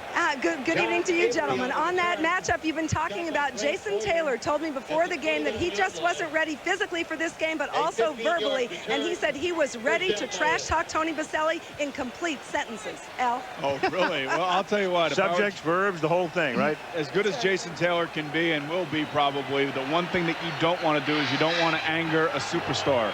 And that's what Tony Baselli is. And as a football player and as a quarterback, you want your biggest, strongest, meanest guys just like this on the sideline. That's the heart and soul of a football team.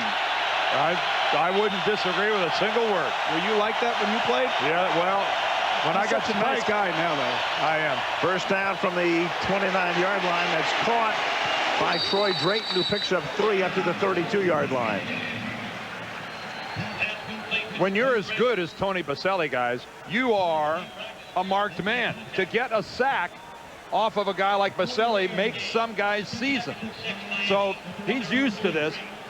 Jason Taylor isn't the first guy to come after him. Jason Taylor's one of the most talented guys to ever come after him. I just don't think you need to make matters worse by John on the field. You just leave a sleeping dog lie and let him be. Don't anger him and don't entice him. Well, we were never defensive ends.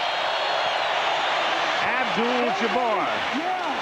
Close to a first down up to the 39-yard line. Tackled by McManus. You know, it's the same thing on the other side, too. I mean, as an offensive lineman, you're not going to be screaming at a Bruce Smith, are you? I mean, you're not going to try to antagonize him into, you know, taking out on your quarterback. I know that from personal experience. You don't want to get anybody upset. It's guys are tied up enough out here. Johnny Greer calling for the measurement. A good, effective, hard run that time by Jabbar. Kind of see the swagger in Dan Marino is back a little bit tonight. He's got that shoulder move and those big long strides, and he knows he's feeling it tonight. They've got it. First down. At the 39, 10:42 left. Again, the Jaguars trying to remain undefeated. The Miami Dolphins with a win would stay in a first-place tie with the New England Patriots at 4-1.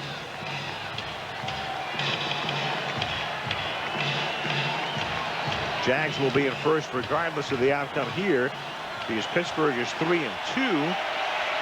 The other three teams in the AFC Central are 2-3. First and 10 from the 39-yard line. Marino throws, and that is dropped. Abdul-Jabbar, nobody around him. Second down. Oh, those are killers when your players drop the football like that, especially when you have a play that is designed. It's wide open. The ball's delivered right on the money.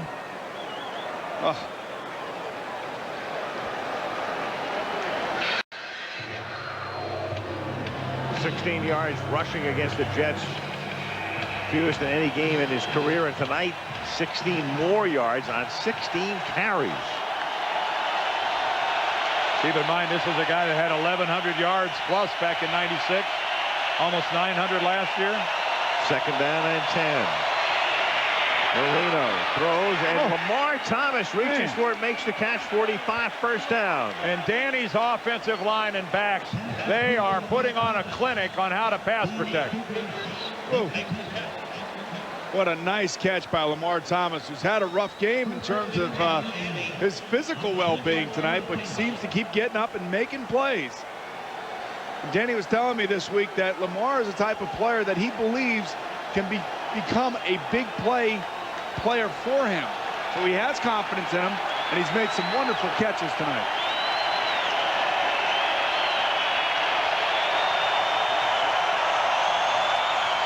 On first down, Abdul-Jabbar, 2-yard gain. Tackled by Pritchett.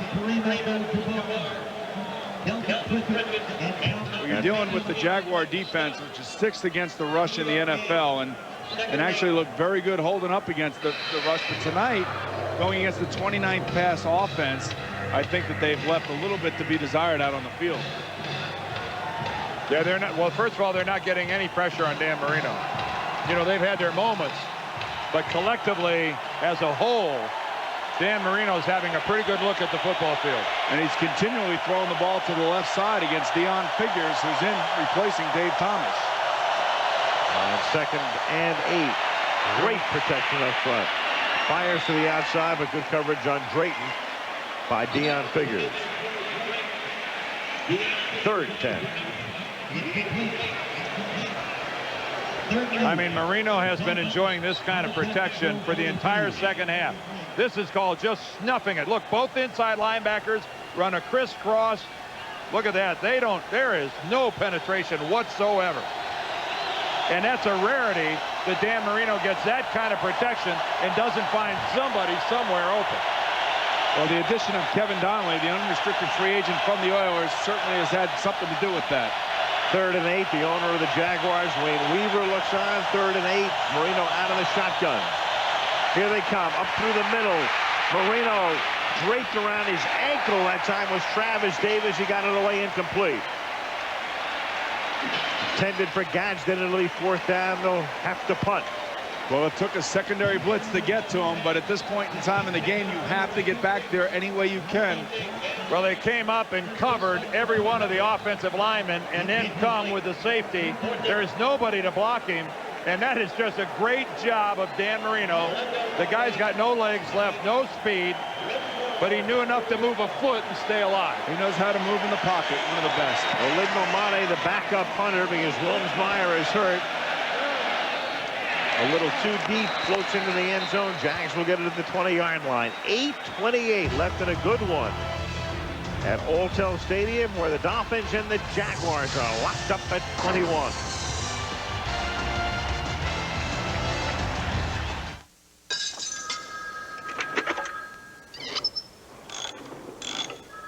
Some people have shrinks. Some people have their garage.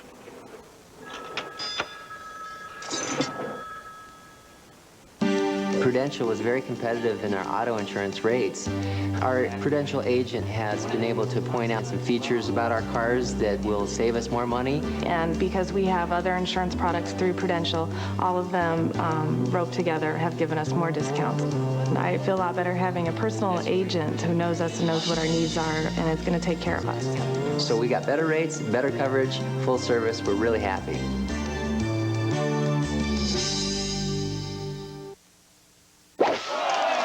In a perfect world, golf balls would taste more like gumballs. In the real world, Diet Dr. Pepper does taste more like regular Dr. Pepper. It's the taste you've been looking for. The Spine Tingler. The potential of a true sports car is something you experience, you feel. That first 300 became a legend in its own roaring time. The all-new 99 Chrysler 300M Sport Sedan. To get the feel of this automobile and the thrill, you really have to drive it. It holds the road with the widest stance of any other car in its class. The Chrysler 300M. The technology has changed, but the soul lives on. Wednesday, these people say when they needed help most, their big-name insurance company cheated them. Could it happen to you? Diane Sawyer, Sam Donaldson, 2020, Wednesday. Aerial coverage tonight provided by Budweiser. 74,051, a new stadium record. And they're watching this comparison among the quarterbacks. Marino, his best night of the year by far, and Brunell, an off night from the 20-yard line. First down, Jacksonville. Thanks. Of course, one of the reasons Brunell is not having as big a night as normal. Jimmy Smith in street clothes, his primary receiver, done early. McCardell did not make a catch for 47 minutes, though he did get the touchdown that tied the game. And Fred Taylor is done for the night as well now. And Fred Taylor at 226, close to 230 pounds, delivers the power that Tavian Banks does not. Banks at 194 likes to bounce it to the outside. He'll take that choice rather than slam the middle. Second and 11 from the 19-yard line. Inside handoff to Banks. Cuts it back to the 23. Third down and 7 upcoming. Darrell Gardner triple. One of the things that really hurt the Jaguars last year at the end of the year and in the playoffs is the amount of injuries that they had to their defensive line. And already this year, you just think about the players that they've lost in Lageman, now Smith tonight, Taylor tonight, Stewart. I mean, there's a long list now. Every team has to deal with it. It just seems like the Jaguars have the most important players that are getting hurt. Yeah, you're coming this way? And Don Davey, a guy who'd be rotating in and out of the lineup, and Jabbar Threach as well. Third down and 6. Brunell from Barlow, incomplete. Good coverage that time, one-on-one, as Reggie was blanketed by Sam Madison. And you can see Tom Coughlin down there arguing his point. He thought Madison pushed off and pushed Barlow into the sideline. These coaches don't miss anything, do they?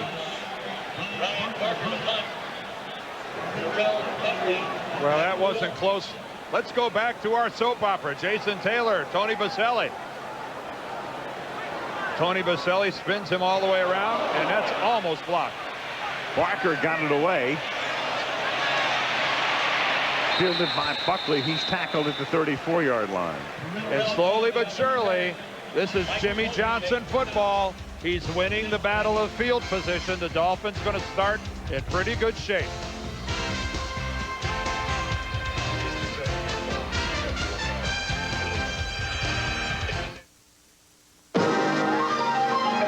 Please, Dad, just one more time. One more time. If I made the Miller Lite really, really good football team, cheerleaders would dig me.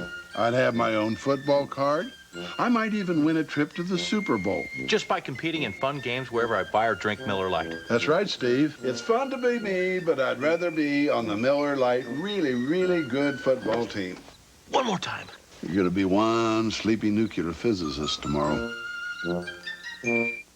There is no limit to where it can take you. A leather-trimmed and preferred suede interior, heated front seats, and dual-zone temperature control. Winner of the Total Quality Award for Best Ownership Experience. The most luxurious minivan you can buy. Chrysler Town & Country. We call it limited. You'll call it unlimited. Chrysler, engineered to be great cars. Now get 1,000 cash allowance on Chrysler Town & Country. In a world where every second counts, a quick call can make a big difference. Cordell, I think the safety will bite on the play action. All right. Try. Thanks, Pop. That's why now all calls under 30 seconds are free. Introducing Sprint Sense Anytime, where all calls are a dime a minute and calls under 30 seconds are on our dime. Call 1-800-PIN-DROP for Sprint Sense Anytime. Thanks, Pop. ABC Tuesday. Mike takes a shot in the woods, but ends up saving Private Bambi. My son may look like a deer to you. Spin City, followed by Sports Night, ABC Tuesday. Dan Marino tonight, 26 out of 40 for 266. Hit Drayton with that pass for a touchdown. And Danny tonight having a good night. Has brought his team from behind. Their time now at 21. First down from the 35-yard line. Abdul-Jabbar. Gain of 9 off a Stanley Pritchett block. Second and short. If you're really concerned about getting to Dan Marino, as the Jaguar defense seems to be, they blitz that time, and if your linebackers don't hit their holes and they don't hit their lanes, your running backs can find holes in there, and that's exactly what Jabbar did at this particular point. And Boomer, you mentioned Kevin Donnelly early. He's the guy that sprang the key block on that one to get Jabbar downfield. This Miami Dolphin offensive line has played a fine game tonight. Second and a short one.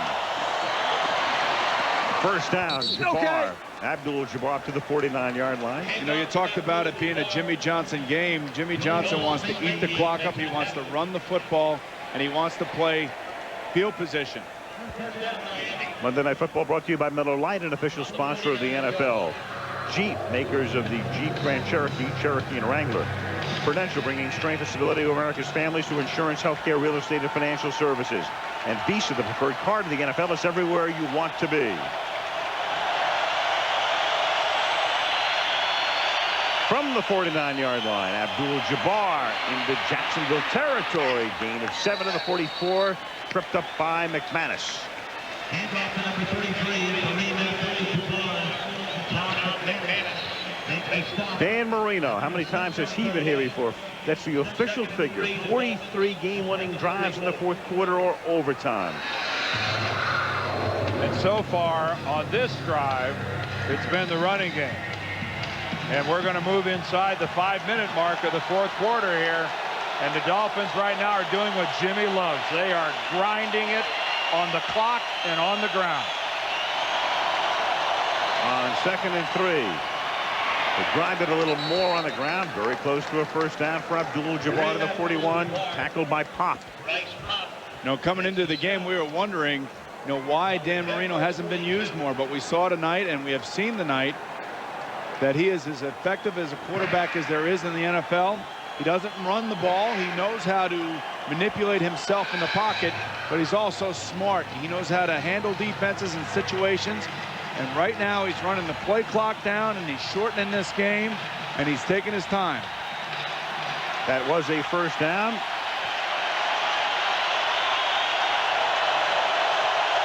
From the 41-yard line. And that's caught by Pritchard. He gets rolled down at the 40-yard line. Minimal gain. Deion Figures made a hit. Reminder that he is Mr. Right to all of those who have ever been wrong. Michael Madsen stars in Vengeance, Unlimited, ABC, Thursday. It's kind of like you up here, Dan.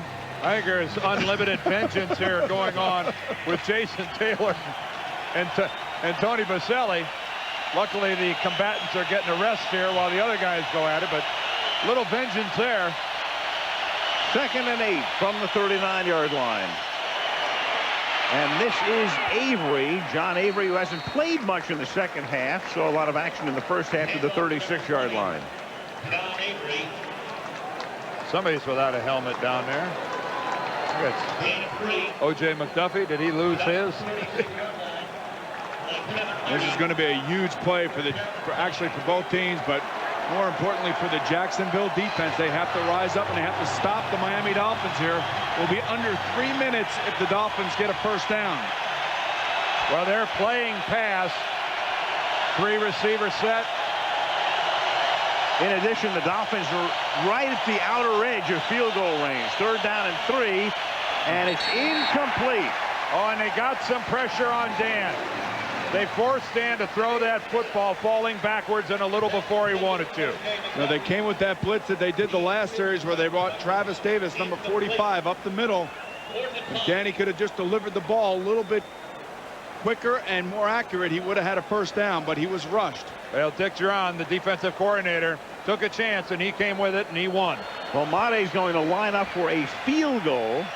50 what? 54? How about a pooch kick 54. Here? Vilmsmeyer. They could snap it right to him, and he could pooch it. Right. Vilmsmeyer is the normal punter, but he's going to put it down, and Mare's going to kick it, and the kick is no good. Had the distance, but just wide. Ooh, and Jimmy grinds his teeth. He knows the field position now that Jacksonville's going to get. And it comes back whence it was spotted. So it's the 44-yard line at which the Jaguars get the football. The field position game that Jimmy Johnson and the Dolphins had been winning. With that missed field goal, they are now losing. All the body English in the world. Oh, he almost hurt himself. Watch out, Jim. He's actually thinking that was his best shot to win, and he went for it. He has guts, I'll tell you that much. And he has confidence in his defense. He does. First down from the 44-yard line. Now the pressure on the Miami defense as Brunell goes deep for McCardell. He beats Buckley. Touchdown.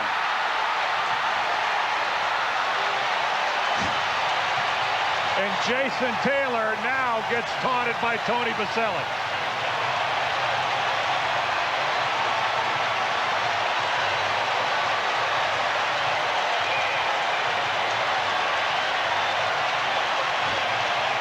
The game is all about field position, and you take your shots when you have an opportunity.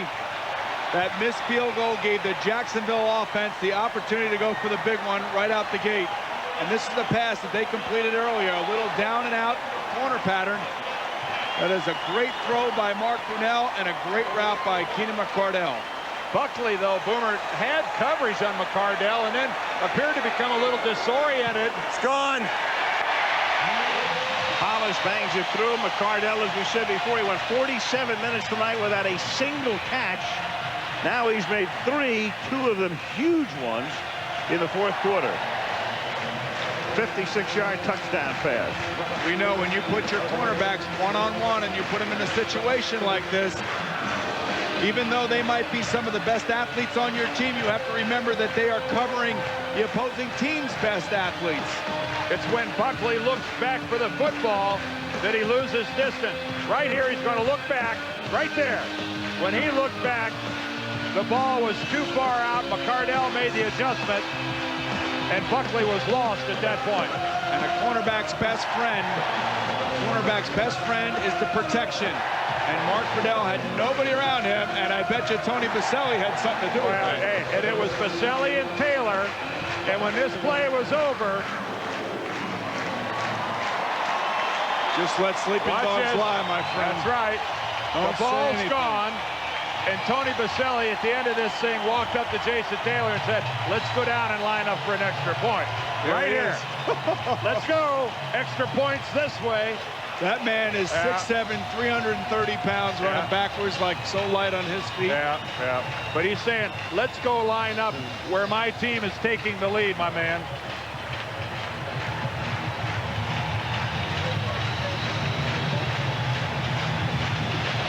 It's a tough spot to be in. Terrell Buckley and Sam Madison find themselves week in and week out, one-on-one against some of the best athletes in football. You're going to win some and you're going to lose some. Well, you know what? Now we get to watch Dan Marino do it. With a ton of time as Hollis kicks off. John Avery takes it in at the 5-yard line. And Tom Coughlin saying Jacksonville's Achilles heel to this point this season has been kickoff coverage. He brings this one back to the 34. And one of the things that I see on their kickoff coverage is how much space is on the field. Yeah. Guys must be running out of their lanes. You have to be disciplined on the kickoff covered team to stay in your lane and not give that return man an opportunity to run from sideline to sideline like this. Got an injured Jacksonville player who's having to be helped off the field. Chris Howard, running back from Michigan, that was what I believe in Denver's training camp, right? He was. And released by Denver on their practice squad, and then now he's on the active roster here at Jacksonville. And Tom Coughlin says, "Give us some help." Well, the Dolphins have 2 minutes and 24 seconds and 2 timeouts left. It's an eternity for a player like Dan Marino to move down the field. The question is will Jacksonville blitz or will they sit back in a prevent?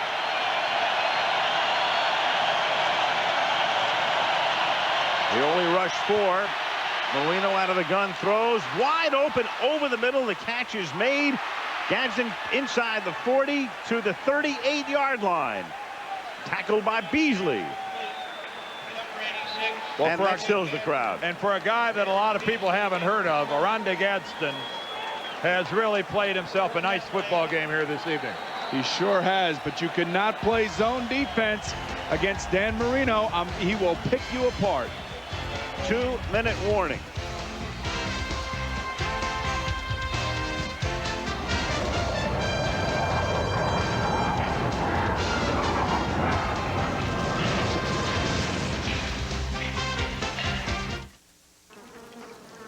With some of the most advanced safety systems ever engineered into a 4x4, including QuadraDrive, our most advanced 4-wheel drive system ever, and an all-new quick-response steering system, it's no wonder the all-new Jeep Grand Cherokee is one of the safest ways to cross treacherous terrain.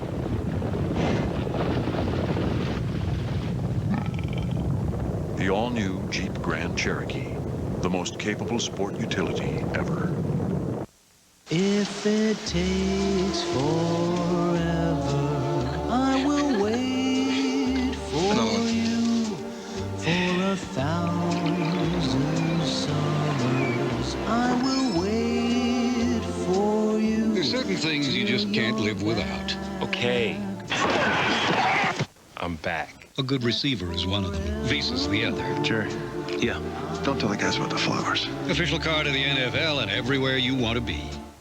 Hi, I'm Dan Marino of the Miami Dolphins. The NFL and the United Way are making a difference.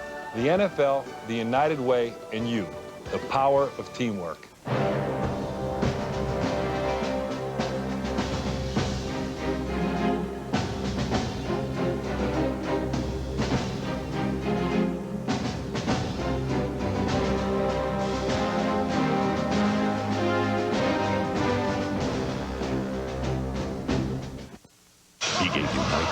He made you scream twice. Now he's warning you. Wes Craven presents Don't Look Down, the Halloween event to die for. Check out this week's video highlights on NFL.com. A reminder after the game, stay tuned to ABC for your local programming or to ESPN. Tune over there for the post-game show from Jacksonville. 2 minutes to go. 2 timeouts for Miami. They trail by 7. 1st and 10 at the 38-yard line. Marino from the shotgun. And that is thrown into a bunch of teal shirts and incomplete. Intended for Ed Perry. You got to be really careful in this situation if you are the Jaguar defense. Dick Duran is kind of in a catch-22 situation. You don't really want to sit back in zones if your defensive line is not getting pressure. But then again, if you blitz, you have to be really careful about singling up a guy like O.J. McDuffie, who has had a good game tonight. You know, that's a situation that you find yourself in when you're a defensive coordinator. I bet he hopes that Marino makes another throw like that last one, which was dangerous because it was in a zone. Here comes the blitz. Here it comes. Straight to the football. Brackens. Jaguars have it. Tony Brackens. He stripped it and recovered it. His first game of the year. He's hurt in the 2nd preseason game, and that's how you make an impact when you come back. Dan never saw him.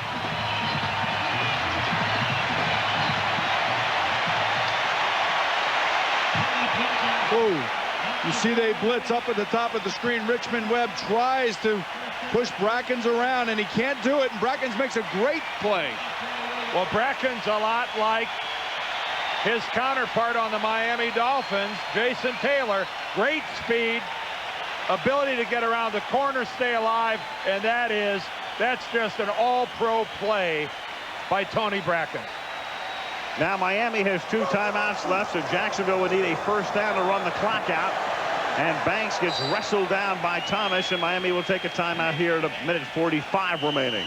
No, it's such a good thing about that play was that he probably couldn't have sacked him because he was too far past him, but he has the awareness to go after the football to force the fumble.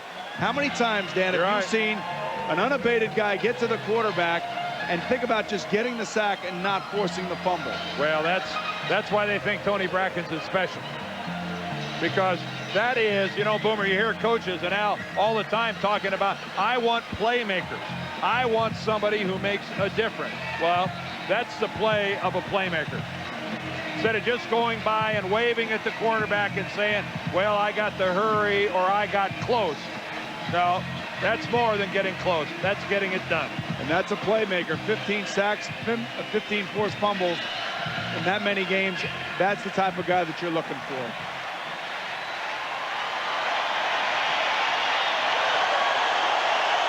Second and 11.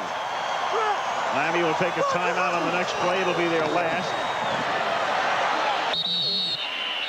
Here we go. So that only took 3 seconds, and Jason Taylor makes the tackle. Now they'll have to stop him here, and at least they'll have the opportunity, if they do, to get the ball back without a timeout. Tavian Banks has got to stop making his initial move when he wants to change direction to the outside. Hey, guess who's here? It's the Taylor and Baselli show. And Jason Taylor did a great job of getting in between Baselli and Mitchell that time, splitting what is essentially a double team. But watch Banks. There it is. Every time he just heads to the sideline. Tom Coughlin mentioned it last night. We know he wants to head to the outside, but that's a habit as a running back. You've got to break. Toto, we're not in Iowa anymore. No, Toto, we're not in Iowa. The thing that I would say there is that if you know that that's what he wants to do, pitch the ball to him outside. Let him run outside. Make sure that he's a rookie. Make sure that he knows not to go out of bounds, however. Put a player in the situation where he can excel the best.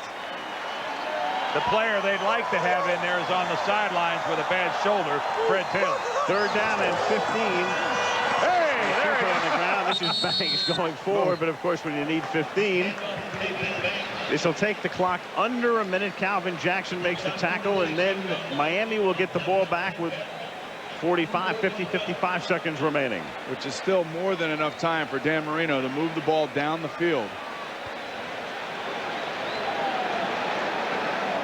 Who knows, with the way Terrell Buckley has been involved in so many things tonight, I wouldn't put it past you that he runs this one back.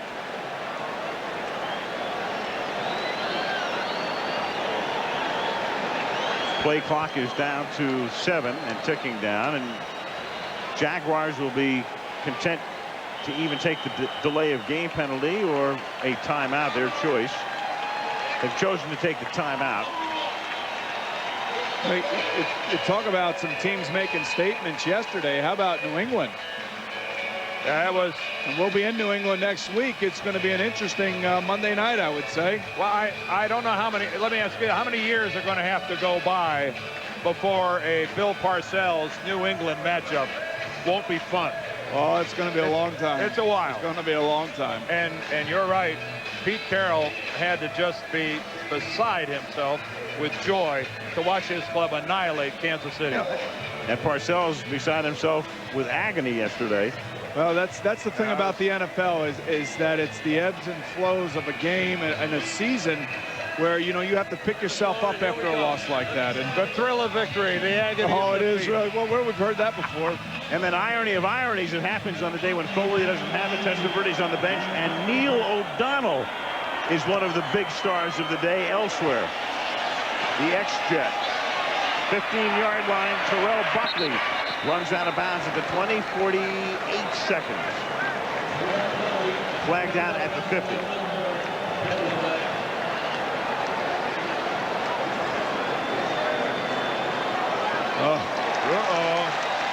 Is this before the kick or after? That's always the question to be asked.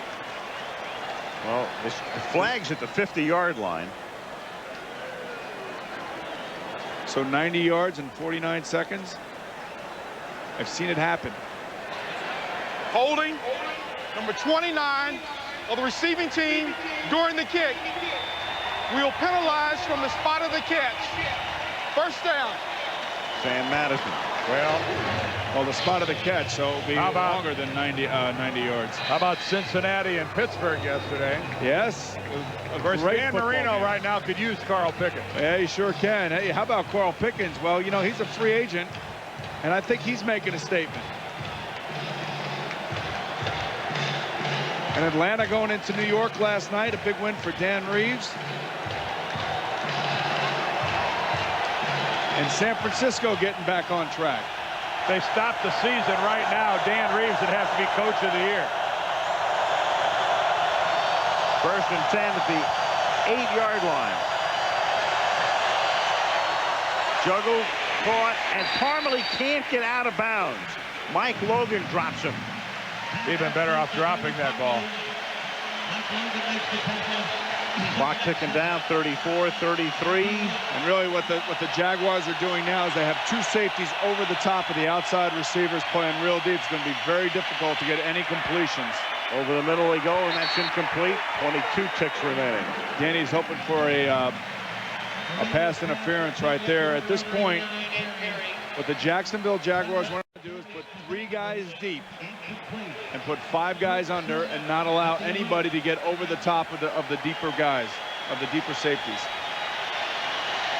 The field goal that was missed by Marty.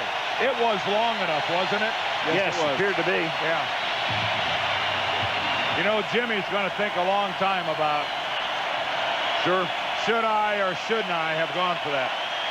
And the very next play was a 56-yard touchdown pass. 3rd down and 6. That's caught. This is Parmalee, and Bernie just runs straight up the field. All they're trying to do is give him a chance to get in an area where he could probably throw a Hail Mary. They're going to spike him and then throw the Hail Mary. Okay. The old Hail Mary. Boy, I hated these. Second down. Well, Dan, you know, Dan only had 2 interceptions coming into this game. One of them was a Hail Mary. Yep. And I agree with you, Boomer. That's hardly fair that ball thrown up there at the end of a first half or at the end of a game, if it's picked off, should count against the quarterback's career record. The one thing I got to tell you, I've been impressed with the receiving corps of the Miami Dolphins. They came to play tonight. Timeout. And a passing game that we didn't know existed showed up. And that bodes well for the Dolphins for the future of this year. Jacksonville has 12 guys on the field. And that's a wise timeout. You think about what this is the first time that if Jacksonville can hang on the win here, which they probably will be the first time in their franchise where they've been 2 games in the lead for the AFC Central crown. Going to 5-0, checking out the pulse of Wayne Weaver, whose team in 5 more seconds will join Denver and Minnesota as the only unbeaten remaining teams in the National Football League. Interestingly, in 2 weeks, Jacksonville plays at Denver. And before the season is done, Jacksonville plays at Minnesota.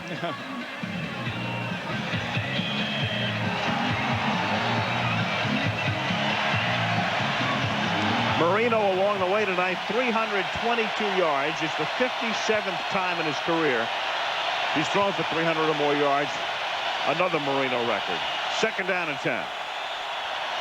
Barring a defensive penalty, this will end the game. Knocked down. And the Jaguars go to 5-0. Grant Boyer knocked it down. Tom Coughlin's team takes off on a 3-game road trip with a 2-game lead in the AFC Central. And the Dolphins, who guttily came from behind, once down 14-0, then out in front 21-14, head back to Miami. And on to St. Louis next weekend. I think the immediate future for both of these teams is going to be good. Both of them showed tonight that they can play. And for Miami to come in here and play this well, Dan, I think they picked up a lot from where they were last week. When they were down 14-0, we're all sitting here going, oh, wow, this is going to be a rout. A proud performance by the Dolphins. The Jacksonville Jaguars beat the Miami Dolphins 28-21. We'll wrap it up after this.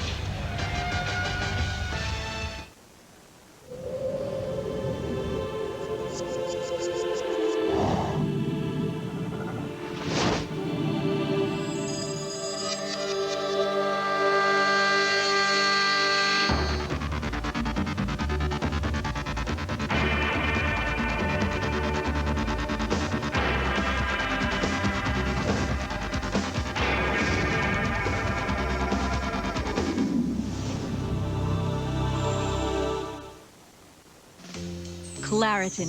Escape sneezing, runny nose, itchy eyes. Blue skies smiling at me. Only 1 tablet means 24-hour non-drowsy seasonal allergy relief. Claritin, the #1 prescription antihistamine for ages 6 and over. Claritin has a low occurrence of side effects, including headache, drowsiness, fatigue, and dry mouth. Talk to your doctor or pharmacist about Claritin. Call 1-800-CLARITIN. Jacksonville wins it 28-21. Let's go to Lesley.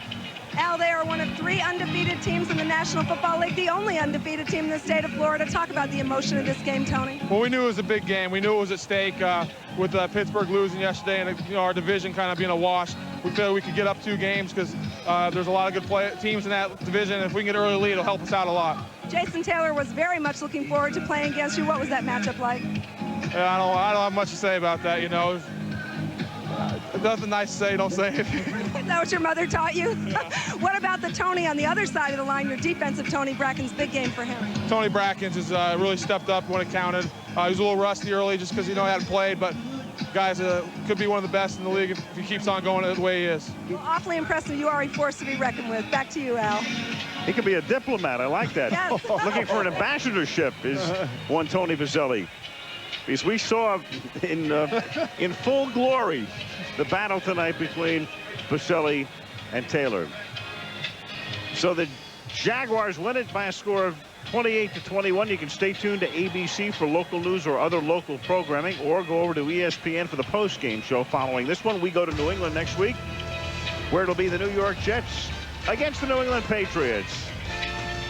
For now, Al Michaels along with Dan Dierdorf, Boomer Esiason, and Lesley Visser saying good night from Jacksonville.